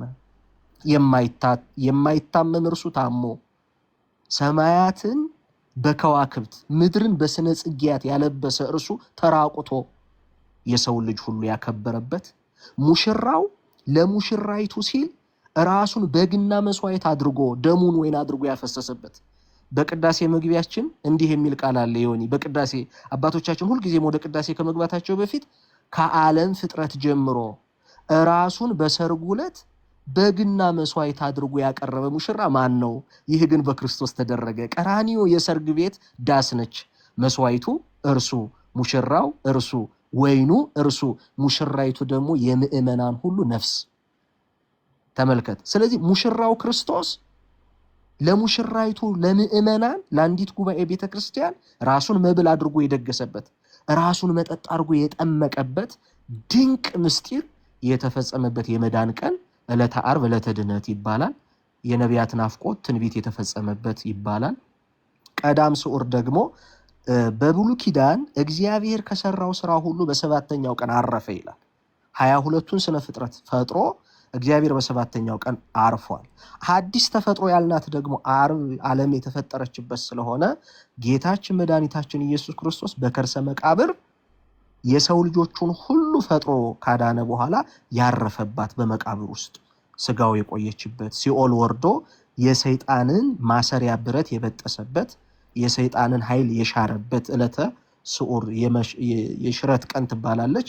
ይሄን የምናስብበት ነው። ዕለተ እሑድ ደግሞ ዕለተ ትንሣኤ ሞት በሞት ተገሎ ለሙታን ሁሉ ሕይወት የተሰጠበትን የትንሣኤውን ብርሃን የምናስብበት ስለሆነ ቤተክርስቲያን እንዲህ ባለ ረቂቅ ምስጢር እንዲህ ባለ ውበት ክርስቶስን መስበክ አይደለም ክርስቶስን ትኖረዋለች። ይሁን ክርስቶስን ትኖረዋለች። ክርስቶስን መስበክ አይደለም ክርስቶስን ትኖረዋለች ቤተክርስቲያን ከመስበክ አልፋ። ተመልከት፣ በሰሙነ ሕማማት ክርስቶስ እኛን ለማንሳት ወድቋል፣ እኛን ለመፈወስ ታሟል። ቤተክርስቲያን በዚህ ሰሞን የታመመው ክርስቶስ ጋር ትታመማለች፣ የወደቀው ክርስቶስ ጋር ትወድቃለች፣ የቆሰለው ክርስቶስ ጋር ትቆስላለች። ተመልከት፣ በዕለተ ትንሣኤው ደግሞ በዕለተ ብርሃን ደግሞ የክርስቶስን ትንሣኤውን አይተው እጁን አይተው ማዳኑን አይተው ከተደሰቱት ጋር ትደሰታለች። ቤተ ክርስቲያን ክርስቶስን ትኖረዋለች። ይሄ አብይ ጾም፣ ይሄ ሰሙነ ሕማማት ቤተ ክርስቲያን የክርስቶስን ማዳን እንዴት ባለ ድንቅ እውነት በሚታይ በሚዳሰስ በሚደመጥ እንዴት አካላዊ በሆነ በሚገለጥና በሚዳሰስ እውነት እንዴት እንደምትሰብከው ማየት የቻለ አይምሮ ያለው ልብ ያለው ሰው የሚያስተውልበት ሳምንት ነው። ስላረዘምኩኝ በጣም ይቅርታ። በዚህው እንኳን አደረሳችሁ ልበልና ልጨርስ። አመሰግናለሁ። አረ በጣም ድንቅ ነው። ቃልዮት ያሰማልን። ይቅርታ ያሬዶ ቀጥል። አይ እግዚአብሔር ይስጥልን፣ ቃልዮት ያሰማልን። በጣም የሚጣፍጥ ትምህርት፣ በጣም ድንቅ የሆነ ትምህርት ነው ያስተማሩና ቃልዮት ያሰማልን፣ ጸጋዎትን ያብዛልዎት ብያለሁ። እግዚአብሔር ይስጥልን። ያው ዮኒ አንተም ቃልዮት ያሰማልን በላቸው። አሜን በል ያሬዶ። እንደ ቃል በገባው መሰረት አንድ ሁለት መዝሙሮች ሳትለን አትሄዳትም። ተምረን ጥሩ ችግር የለም ዮኒ። ከዛ ደስ በሚል ድምፅህ መዝሙሩን በደንብ ትለናለህ። በትልቁ ላድርገው። አዎ ከዛ በፊት አንዳንድ ነገሮች ላሳይ። ይሄ በቤተክርስቲያናችን የሚነበቡት በእያንዳንዱ ቀን የሚነበበው መጽሐፍ ነው። የሰኞ፣ የማክሰኞ፣ የሮብ፣ የሐሙስ አለው። መልካ የሕማማት ይባላል። ያው መጽሐፈ ግብረ ሕማማት ይባላል። የጌታን ሕማም እያሰብን የምንሰግድበት እያነበብን ዕለት ዕለት በቤተክርስቲያን ከሰኞ ጀምሮ የሚነበበው ማለት ነው። ይሄ እንግዲህ የሌሊቱ ነው። ከሌሊት 1 ሰዓት ጀምሮ ነው የሚጀምረው። ባይዘው ስግደቱ ይኸው ከሌሊት 1 ሰዓት ነው የሚጀምረው። ይኸው ሌሊት 1 ሰዓት ላይ ሲጀምር እኛ በጎ ስራ እንስራ፣ ፍጹማን በሆኑ ስራዎች ፈጣሪያችን ደስ እንድናሰኘው ስለ ብዙ ስጦታዎቹ ስጮህ እናመስግነው። መድኃኒታችን ክርስቶስ ሰው ሆኖ መከራ ተቀበለ፣ በመከራውም አዳነን። ጸልዩ በእንተ ጽና ዛቲ ይበል ይላል ዲያቆኑ። ይህን ይላል። ከዛ ትእዛዝ ልናየው በዕለተ ረቡዕ ሌሊት 1 ሰዓት ላይ በመጀመሪያ ሰዓት ካህናት በቅድስት ቤተክርስቲያን ይሰብሰቡ፣ ስርዓቱም ሁሉ እንደፊተኛው ይሁንልና ምንባብ የነብዩ የሕዝቅኤል ትንቢት በረከቱ ከኛ ጋር ትሁን ይልና የትንቢተ ሕዝቅኤል ይነበባል ማለት ነው። ይሄ ከሌሊቱ 1 ሰዓት ጀምሮ ማለት ነው። በኢትዮጵያ 1 ሰዓት ይኸው በየሰዓቱ ይነበባል። በየሰዓቱ ማቴዎስ ወንጌል ይነበባል፣ ትንቢት ይነበባል። ስለ ጌታ የተነገሩት ጠቅላላ ይነበባሉ ከትንቢት ጀምሮ እስከ አዲስ ኪዳን ድረስ ማለት ነው። አየው ከወንጌል በኋላ ለልጁ ሰርግን ያዘጋጀ ንጉሥ ሰው የተባለ የታደሙትን የጠራቸው እግዚአብሔር አብ ነው። ሰርግ የሚደረግለት ልጁ መድኃኒታችን ኢየሱስ ክርስቶስ ነው። ሰርጉም ከድንግል ተወልዶ ከኛ አንዳንዱ ሆነ፣ ከሰው ጋር በውስጡ የታየበትም ዓለም ነው። ባሮችም ሰው ከመሆኑ በፊት አይሁድን የጠሯቸው የላካቸው ነቢያት ናቸው፣ ወደ ስንፍና ሄዱ እያለ ይቀጥላል። አየው። ከዛ ልክ 3 ሰዓት ደግሞ መጣ። ሌሊት 3 ሰዓት፣ ረቡዕ ከሌሊቱ 3 ሰዓት የነብዩ የትንቢተ አሞጽ ይነበባል። አየው።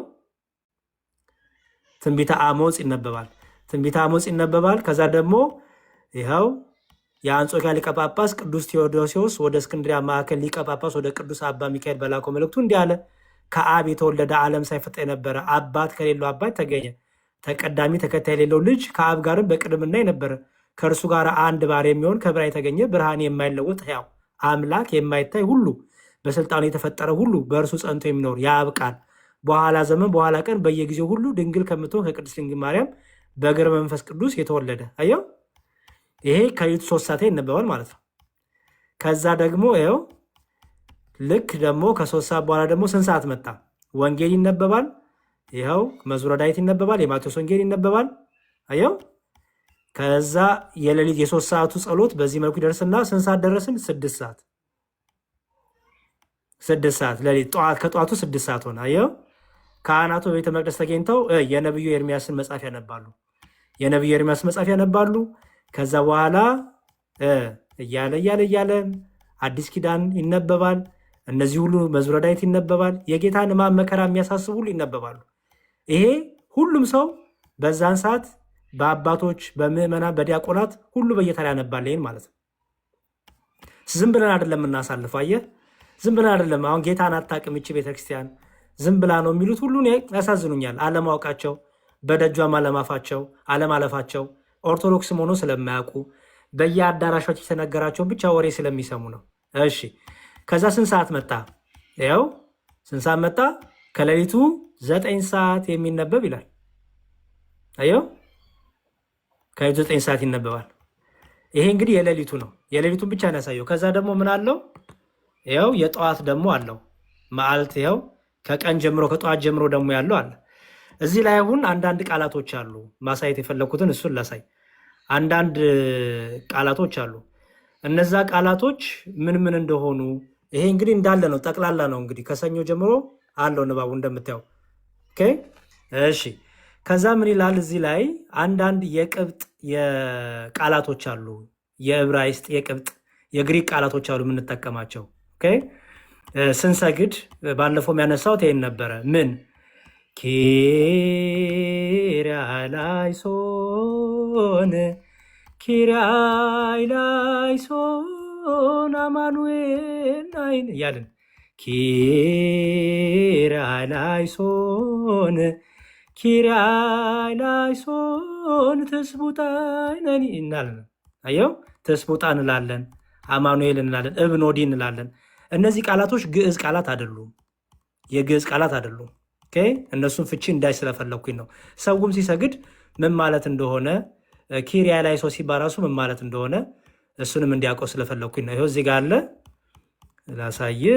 ይሄ እንግዲህ የቀኑ ነው ዮኒ። ይሄ ሁሉ የቀኑ ሃይማኖተ አበው ከጠዋት ጀምሮ እንግዲህ የሚነበበው ነው። ኦኬ፣ ከጠዋት ጀምሮ መዝሙረ ዳዊት ይነበባል።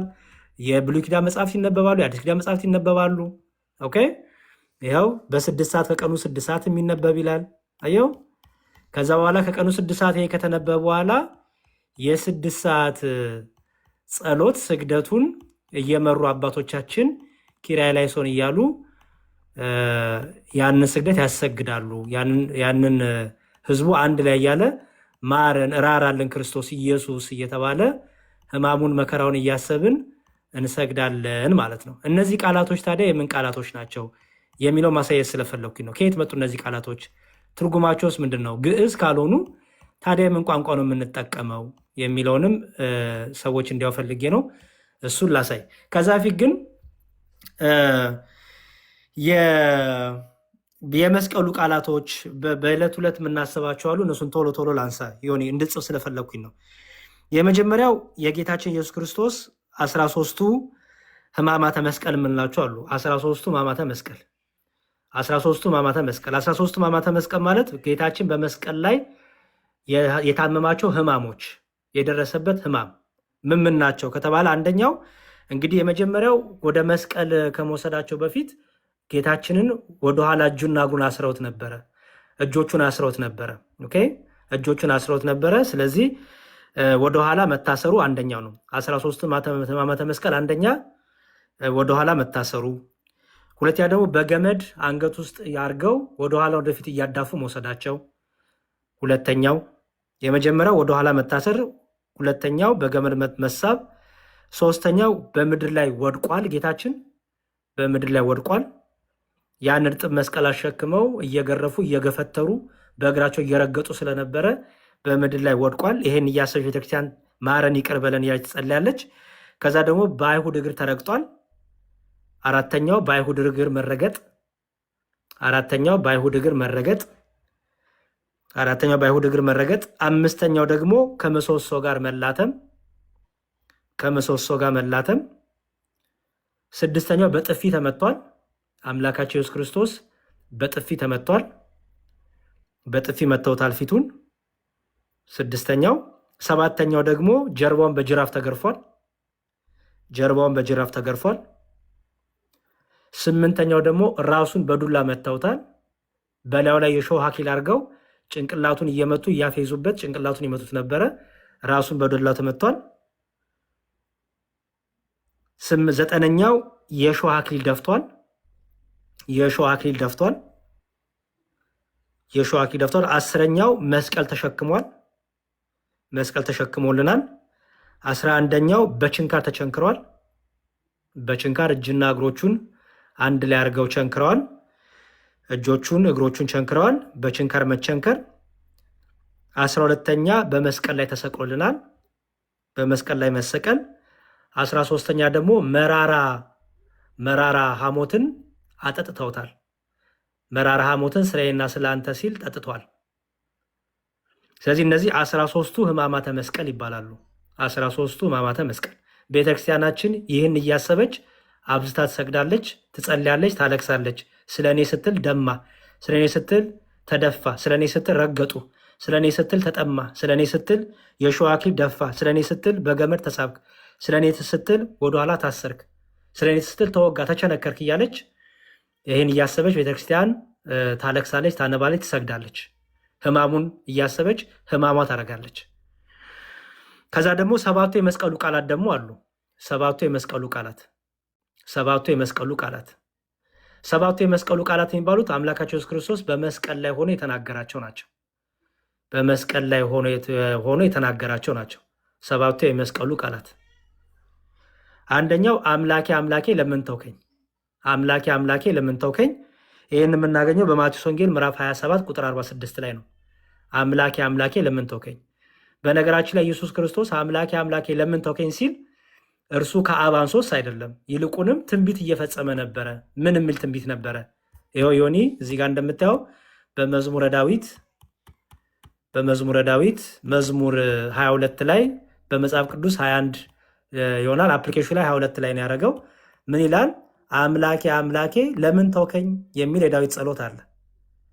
ስለዚህ ኢየሱስ ክርስቶስ የሁላችንም ቤዛ ምትክ ስለሆነ የአዳምና የልጆቹን ጩኸት እየጮኸ ስለሆነ እያስታረቀን አደለ? ሊቀ ካህን አደለ? ደግሞ የሚምር ሊቀ ካህን አደለ? ሊቀ ካህን ስለ ሕዝቡ ወደ እግዚአብሔር እንደሚጮህ ኢየሱስ ክርስቶስ ደግሞ የሚምር ሊቀ ካህናችን ስለሆነ ራሱን ማስታርቀናል፣ ራሱን ደግሞ ታሪቃችን ነው። ስለዚህ አምላኬ አምላኬ ለምን ተውከኝ ያለው እርሱ ከአብ አንሶስ አይደለም። በመለኮት በስልጣን ከአባቱ ከአብ ከባሪዎቱ ከመንፈስ ቅዱስ እኩል ነው፣ ትክክል ነው። መተናነስ የለም፣ መቀዳደም የለም። አምላኬ አምላኬ ለምን ተውከኝ ቢል የኔና ያንተን የአዳምና የልጆቹን ጩኸት መርገም ይዞ ቤዛ ሆኖ ምትክ ሆኖ በመስቀል ላይ ስለወጣ፣ ስለዚህ አምላኬ አምላኬ ለምን ተውከኝ።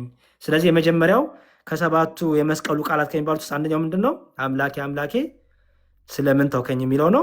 ሁለተኛው ደግሞ ሉቃስ ወንጌል ምዕራፍ 23 ቁጥር 34 ላይ የሚገኘው ነው። ሉቃስ ወንጌል ምዕራፍ 23 ቁጥር 34 ላይ ምን የሚለው? ይኸው የሉቃስ ወንጌል ምዕራፍ 23 ቁጥር 34 ላይ እንዲህ ይላል፣ ኢየሱስም አባት ሆይ የሚያደርጉትን አያውቁምና ይቅር በላቸው። የሚያደርጉትን አያውቁምና ይቅር በላቸው። ስለዚህ ሁለተኛው ምንድን ነው? የሚያደርጉትን አያውቁምና ይቅር በላቸው የሚለው ነው። ሶስተኛው ደግሞ አምላካችን ኢየሱስ ክርስቶስ በቀኝ የተሰቀለው ምን አለው? ዛሬ በገነት ከኔ ጋራ ትሆናለህ የሉቃስ ወንጌል እዛው ምዕራፍ 23 ቁጥር 43 ላይ 23 43 ሚላ ኢየሱስም እውነት እልሃለሁ ዛሬ ከኔ ጋራ በገነት ትሆናለህ አለው። ኦኬ የሉቃስ ወንጌል ምዕራፍ 23 ቁጥር 43። አራተኛው ደግሞ ለድንግል ማርያም ለእናቱ እና ለሚወደው ደቀ መዝሙሩ እነሆት ልጅሽ፣ እነሆ ልጅሽ፣ እነሆ እናትህ ብሎ የሰጠበት ነው። ይሄ ደግሞ የምናገኘው የዮሐንስ ወንጌል ምዕራፍ 19 ላይ እናገኘዋለን። የዮሐንስ ወንጌል ምዕራፍ 19 ከቁጥር 26 ኢየሱስም እናቱን የወደው የነበረውን ደቀ መዝሙር በአጠገቡ ቆሞ ባየ ጊዜ እናቱን አንቺ ሴት እነሆ ልጅሽ አላት። ከዚህ በኋላ ደቀ መዝሙሩንም እናት እነኋት አለው። የዮሐንስ ወንጌል ምዕራፍ 19 ከቁጥር 26 ከ27። ይሄ ደግሞ የአራተኛው የመስቀሉ ቃላት የሚባለው ነው። አምስተኛው ደግሞ የዮሐንስ ወንጌል ምዕራፍ 19 እዛው ላይ ቁጥር 28 ላይ ምን ይላል? ከዚህ በኋላ ኢየሱስም አሁን ሁሉ እንደተፈጸመ አውቆ የመጽሐፉ ቃል ሊፈጸም ዘንድ ምን አለ? ተጠማሁ አለ። ተጠማሁ። ስለዚህ ተጠማሁ ያለው ደግሞ አምስተኛው የመስቀሉ ቃላት የምንለው ነው ማለት ነው። ተጠማሁ አለ። ተጠማሁ አለ። ስድስተኛው ደግሞ የሉቃስ ወንጌል ምዕራፍ 23 ላይ ቁጥር 46 የምናገኘው ነው። የሉቃስ ወንጌል ምዕራፍ 23 ቁጥር 46። የሉቃስ ወንጌል ምዕራፍ 23 ቁጥር 46 ላይ ምን የሚለው ቃል? ኢየሱስም በታላቅ ድምፅ ጮሆ አባት ሆይ ነፍሴን በእጅ አደራ ሰጣለሁ አለ። ይህንንም ብሎ ነፍሱን ሰጠ ይላል። ስለዚህ አባት ሆይ ነፍሴን በእጅ ሰጣለሁ የሚለው ደግሞ ስድስተኛው የመስቀሉ ቃል ነው። የመጨረሻው ደግሞ የዚህ ሁሉ ፍጻሜ ያገኘበት ነው። ሕማሙ፣ መከራው፣ ትንቢቱ ሁሉ የተፈጸመበት ነው። ምን የሚለው ቃል? ተፈጸመ የሚለው የዮሐንስ ወንጌል ምዕራፍ 19 ቁጥር 30። የዮሐንስ ወንጌል ምዕራፍ 19 ቁጥር 30 ምን የሚለው? ኢየሱስም ሆምጣጤውን ከተቀበለ በኋላ ተፈጸመ አለ፣ ራሱንም አዘንብሎ ነፍሱን አሳልፈው ሰጠ ይላል። ስለዚህ ቤተክርስቲያናችን በተለይ በዕለተ ዓርብ ይሄን ሰባቱን የመስቀሉን ቃላት 13ን ሕማማተ መስቀል እያሰበች ትጸልያለች። ስለ እኔ ስትል ስለ እኔ መከራ ተቀበልክ እያለች ይሄን እያሰበች ታዝናለች፣ ታለቅሳለች፣ ትጸልያለች፣ ፍቅሩን ትገልጥ ታሳያለች በእንባ በለቅሶ ሰው። እነዚህ በዕለት ዕለት የሚደረጉት ናቸው። ከዛ ደግሞ የዕለት ዕለት ደግሞ ተአምራት አሉ። 7 ተአምራት ተደርጓል። ሆኔ 7 ተአምራት ተደርገዋል። ጌታችን ሲሰቀል 7 ተአምራት ተደርገዋል። 7 ተአምራት ተደርገዋል። አንደኛ ፀሐይ ጨልሟል። ትዝ ይል እንደሆነ ፀሐይ ጨልሟል። አንደኛው ፀሐይ ጨልሟል። ሁለተኛው ጨረቃ ደም ለብሳለች። ጨረቃ ደም ለብሳለች። ጨረቃ ደም ለብሳለች። ሶስተኛ ከዋክብት ረግፈዋል። ከዋክብት ረግፈዋል። አራተኛ ደግሞ አለቶች ተሰነጣጥቀዋል። አለቶች ተሰንጥቀው ነበረ ጌታችን ሲሰቀል። አለቶች ተሰንጥቀዋል። አምስተኛ ደግሞ መቃብራት ተከፍተው ነበር። ጌታችን ሲሰቀል መቃብራት ሁሉ ተከፍተው ነበር። ስድስተኛ መቃብራት ተከፍተው አልቀሩ፣ ሙታን ደግሞ ተነስተው ነበር። ሙታን ተነስተው ወደ የቤተሰቦቻቸው ሄደው ነበር። የሚገርም መጽሐፍ ቅዱስም ያን ይነግረናል። ጌታችን ሲሰቀል መቃብራት ተከፍተዋል፣ ሙታን ተነስተዋል። ሰባተኛው የቤተ መቅደሱ መጋረጃ ለ2 ተከፍሏል፣ ተቀዷል።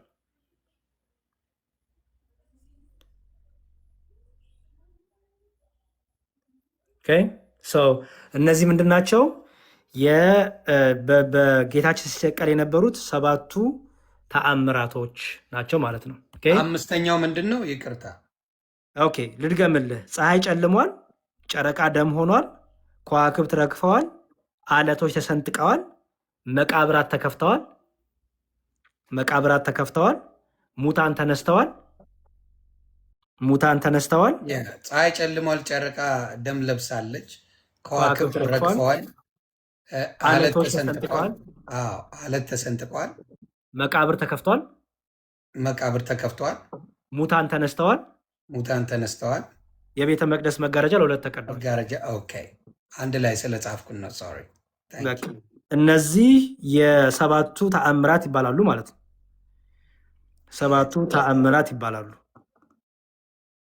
ከዛ ደግሞ 5ቱ ሐዘናት ብለን ደግሞ እመቤታችን በልጇ ሕማም መከራ ያገኛት ደግሞ 5ቱ ሐዘኖች አሉ።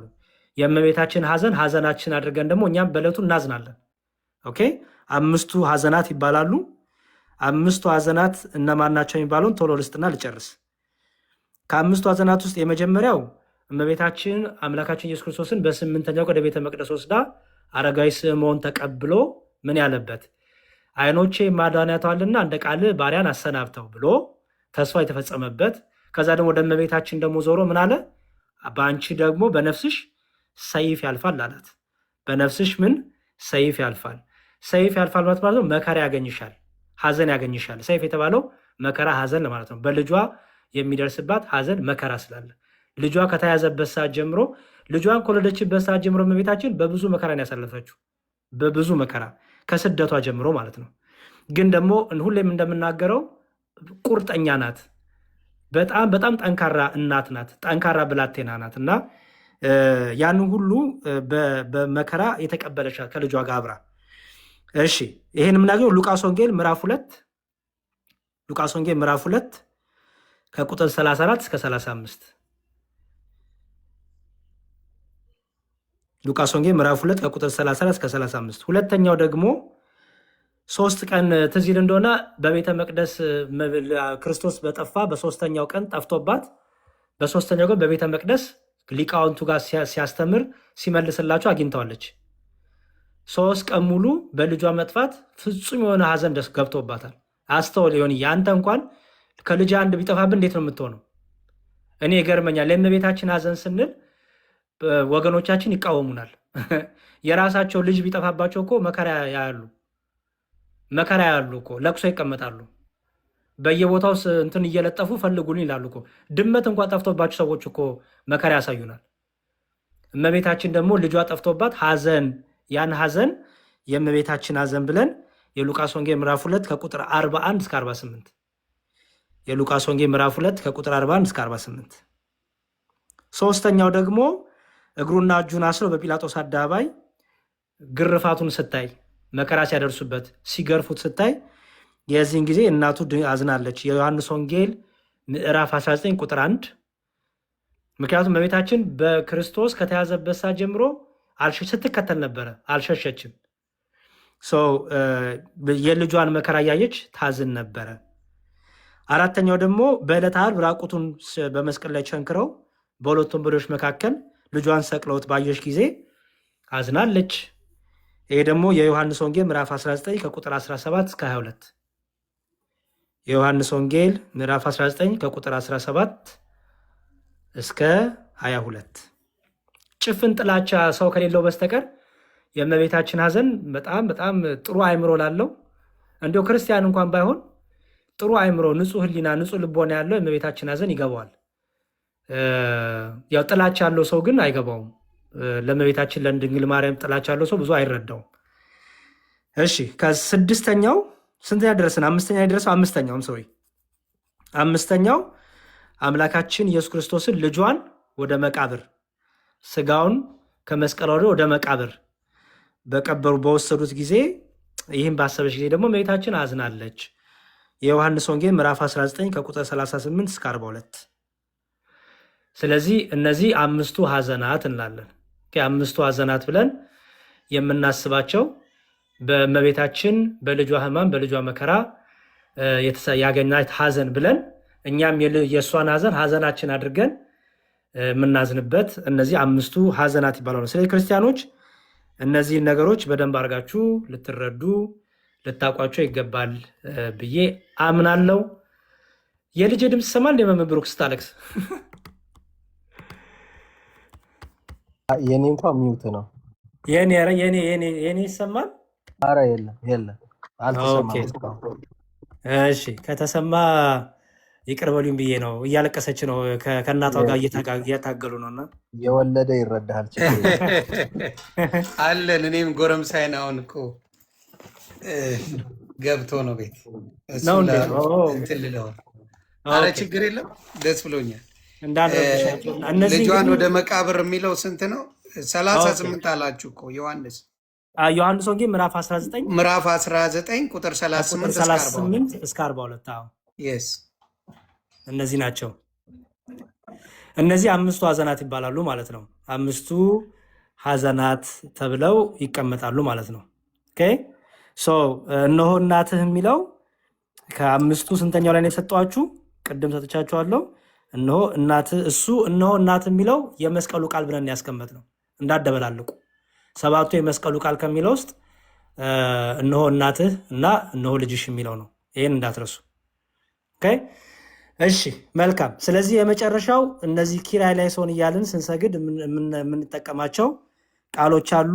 ናይን ማለት ነው። ኦኬ ትስፑጣ ናይን እብኖዲ ናይን እንላለን። ምን ማለት ነው ስንል ናይን ማለት የቅብጥ ቃል ነው።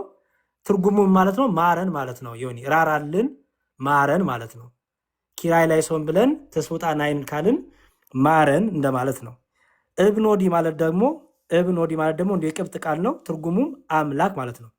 ስለዚህ እብኖዲ ናይን ካልን ምን ማለታችን ነው? አምላክ ሆይ ማረን እያልን ነው ማለት ነው። ኦኬ እብኖዲ ማለት የቅብጥ ቃል ነው። ምን ማለት ነው? ማረን እንደማለት ነው። ማረን እንደማለት ነው። አምላክ እብኖዲ አምላክ ማለት ነው። ስለዚህ አምላክ ሆይ ማረን። ከዛ ደግሞ ታኦስ እንላለን። ታኦስ ደግሞ የግሪክ ቃል ነው። ታኦስ ማለት ደግሞ ማለት ነው ጌታ አምላክ ማለት ነው። ታኦስ ማለት ጌታ አምላክ ማለት ነው። ታኦስ ናይን ካልን ማለታችን ነው ጌታ ሆይ ማረን፣ ጌታ ሆይ ራራልን እያልን ነው ማለት ነው። ታኦስ ማለት ማስያስ እንላለን። ማስያስ ፒዲኤፉ እስኪከፍትልኝ ድረስ የጠበኩኝ ነው። እየከፈተልኝ ስለሆነ እንጂ እያንዳንዱ ቃል ተሳያቸዋለሁ። ገና እየከፈተልኝ ስለሆነ ነው። እሺ ማስያስ ደግሞ ይላል። ማስያስ ማለት ደግሞ ማለታችን ነው። ማስያስ ስንል ደግሞ የዕብራይስጥ ትርጉም ነው መሲህ ማለት ነው። ማስያስ ማለት ሬስትሪክሽን ሰጠኝ። ከ10 ደቂቃ በኋላ ተመልሰ ግባ አለኝ። አረ ለምን እንደሆነ ባላቅም ይኸውልህ፣ ቆይ ላሳይ። አሁኑኑ እንትን ልበል። አሁኑኑ በትልቁ ላድርግላችሁ። ቤተሰብ ያሳዝናል። ይህን የመሰለ ትምህርት ይዘን በዚህ ደረጃ መሆኑ አዝናለሁ። ግን እግዚአብሔር ያው ልቦና ይስጣቸው። ሰስፒሽየስ አክቲቪቲ ብሎ ነው ያለኝ። ላሳያችሁ። ሰስፒሽየስ ይገርማል። ከኋላ ነው የማደርገው። በጣም ያሳዝናል። እና ከ10 ደቂቃ በኋላ እንትን ልበለው፣ አለበለዚያ ሰስፔንድ ወይ በቃ ዝጋውና እዚህ ጋ ይኸውልህ። ኦኬ አየዋል። ኦኬ እንደዛ ላይ በጣም ያሳዝናል። ሌላ ጊዜ ግን ፕሊዝ በብዛት ኮፒ ሊንክ ታፕታፕ ብታደርጉ ወንድሞችና እህቶቻችን እንደዚህ አይነት ችግር ውስጥ አንገባም። እና ሌላ ጊዜ እንደዚህ ወንድሞቻችን አባቶቻችን መጥተው ሲያስተምሩ ኮፒ ሊንክ በጣም ያስፈልገዋል። ምክንያቱም ጠላት አብሮ እንዳለ እንድታውቁ፣ በዛ የተነሳ ነው። በቃ ምንም ችግር የለውም። አካውንት ቶታሊ ባን እንዳያደርግብህ በቃ አስወርደንኛ። እሺ ተባረኩልኝ። በጣም እግዚአብሔር ይስጥልኝ። ሆንዬ በጣም ነው ደስ ያለኝ አክብራችሁ ስለመጣችሁ። እግዚአብሔር ያክብርልኝ። እናመሰግናለን። ሆኔ እግዚአብሔር ይጠብቃል። አሜን። እና ቤተሰብ ይቅርታ እንደዚህ ስላለኝ ነው። ሌላ ጊዜ ግን በጣም ኮፒ ሊንክ አድርጎ የኔዎቹ። ለዛ ነው። ተባረኩ። መልካም ጊዜ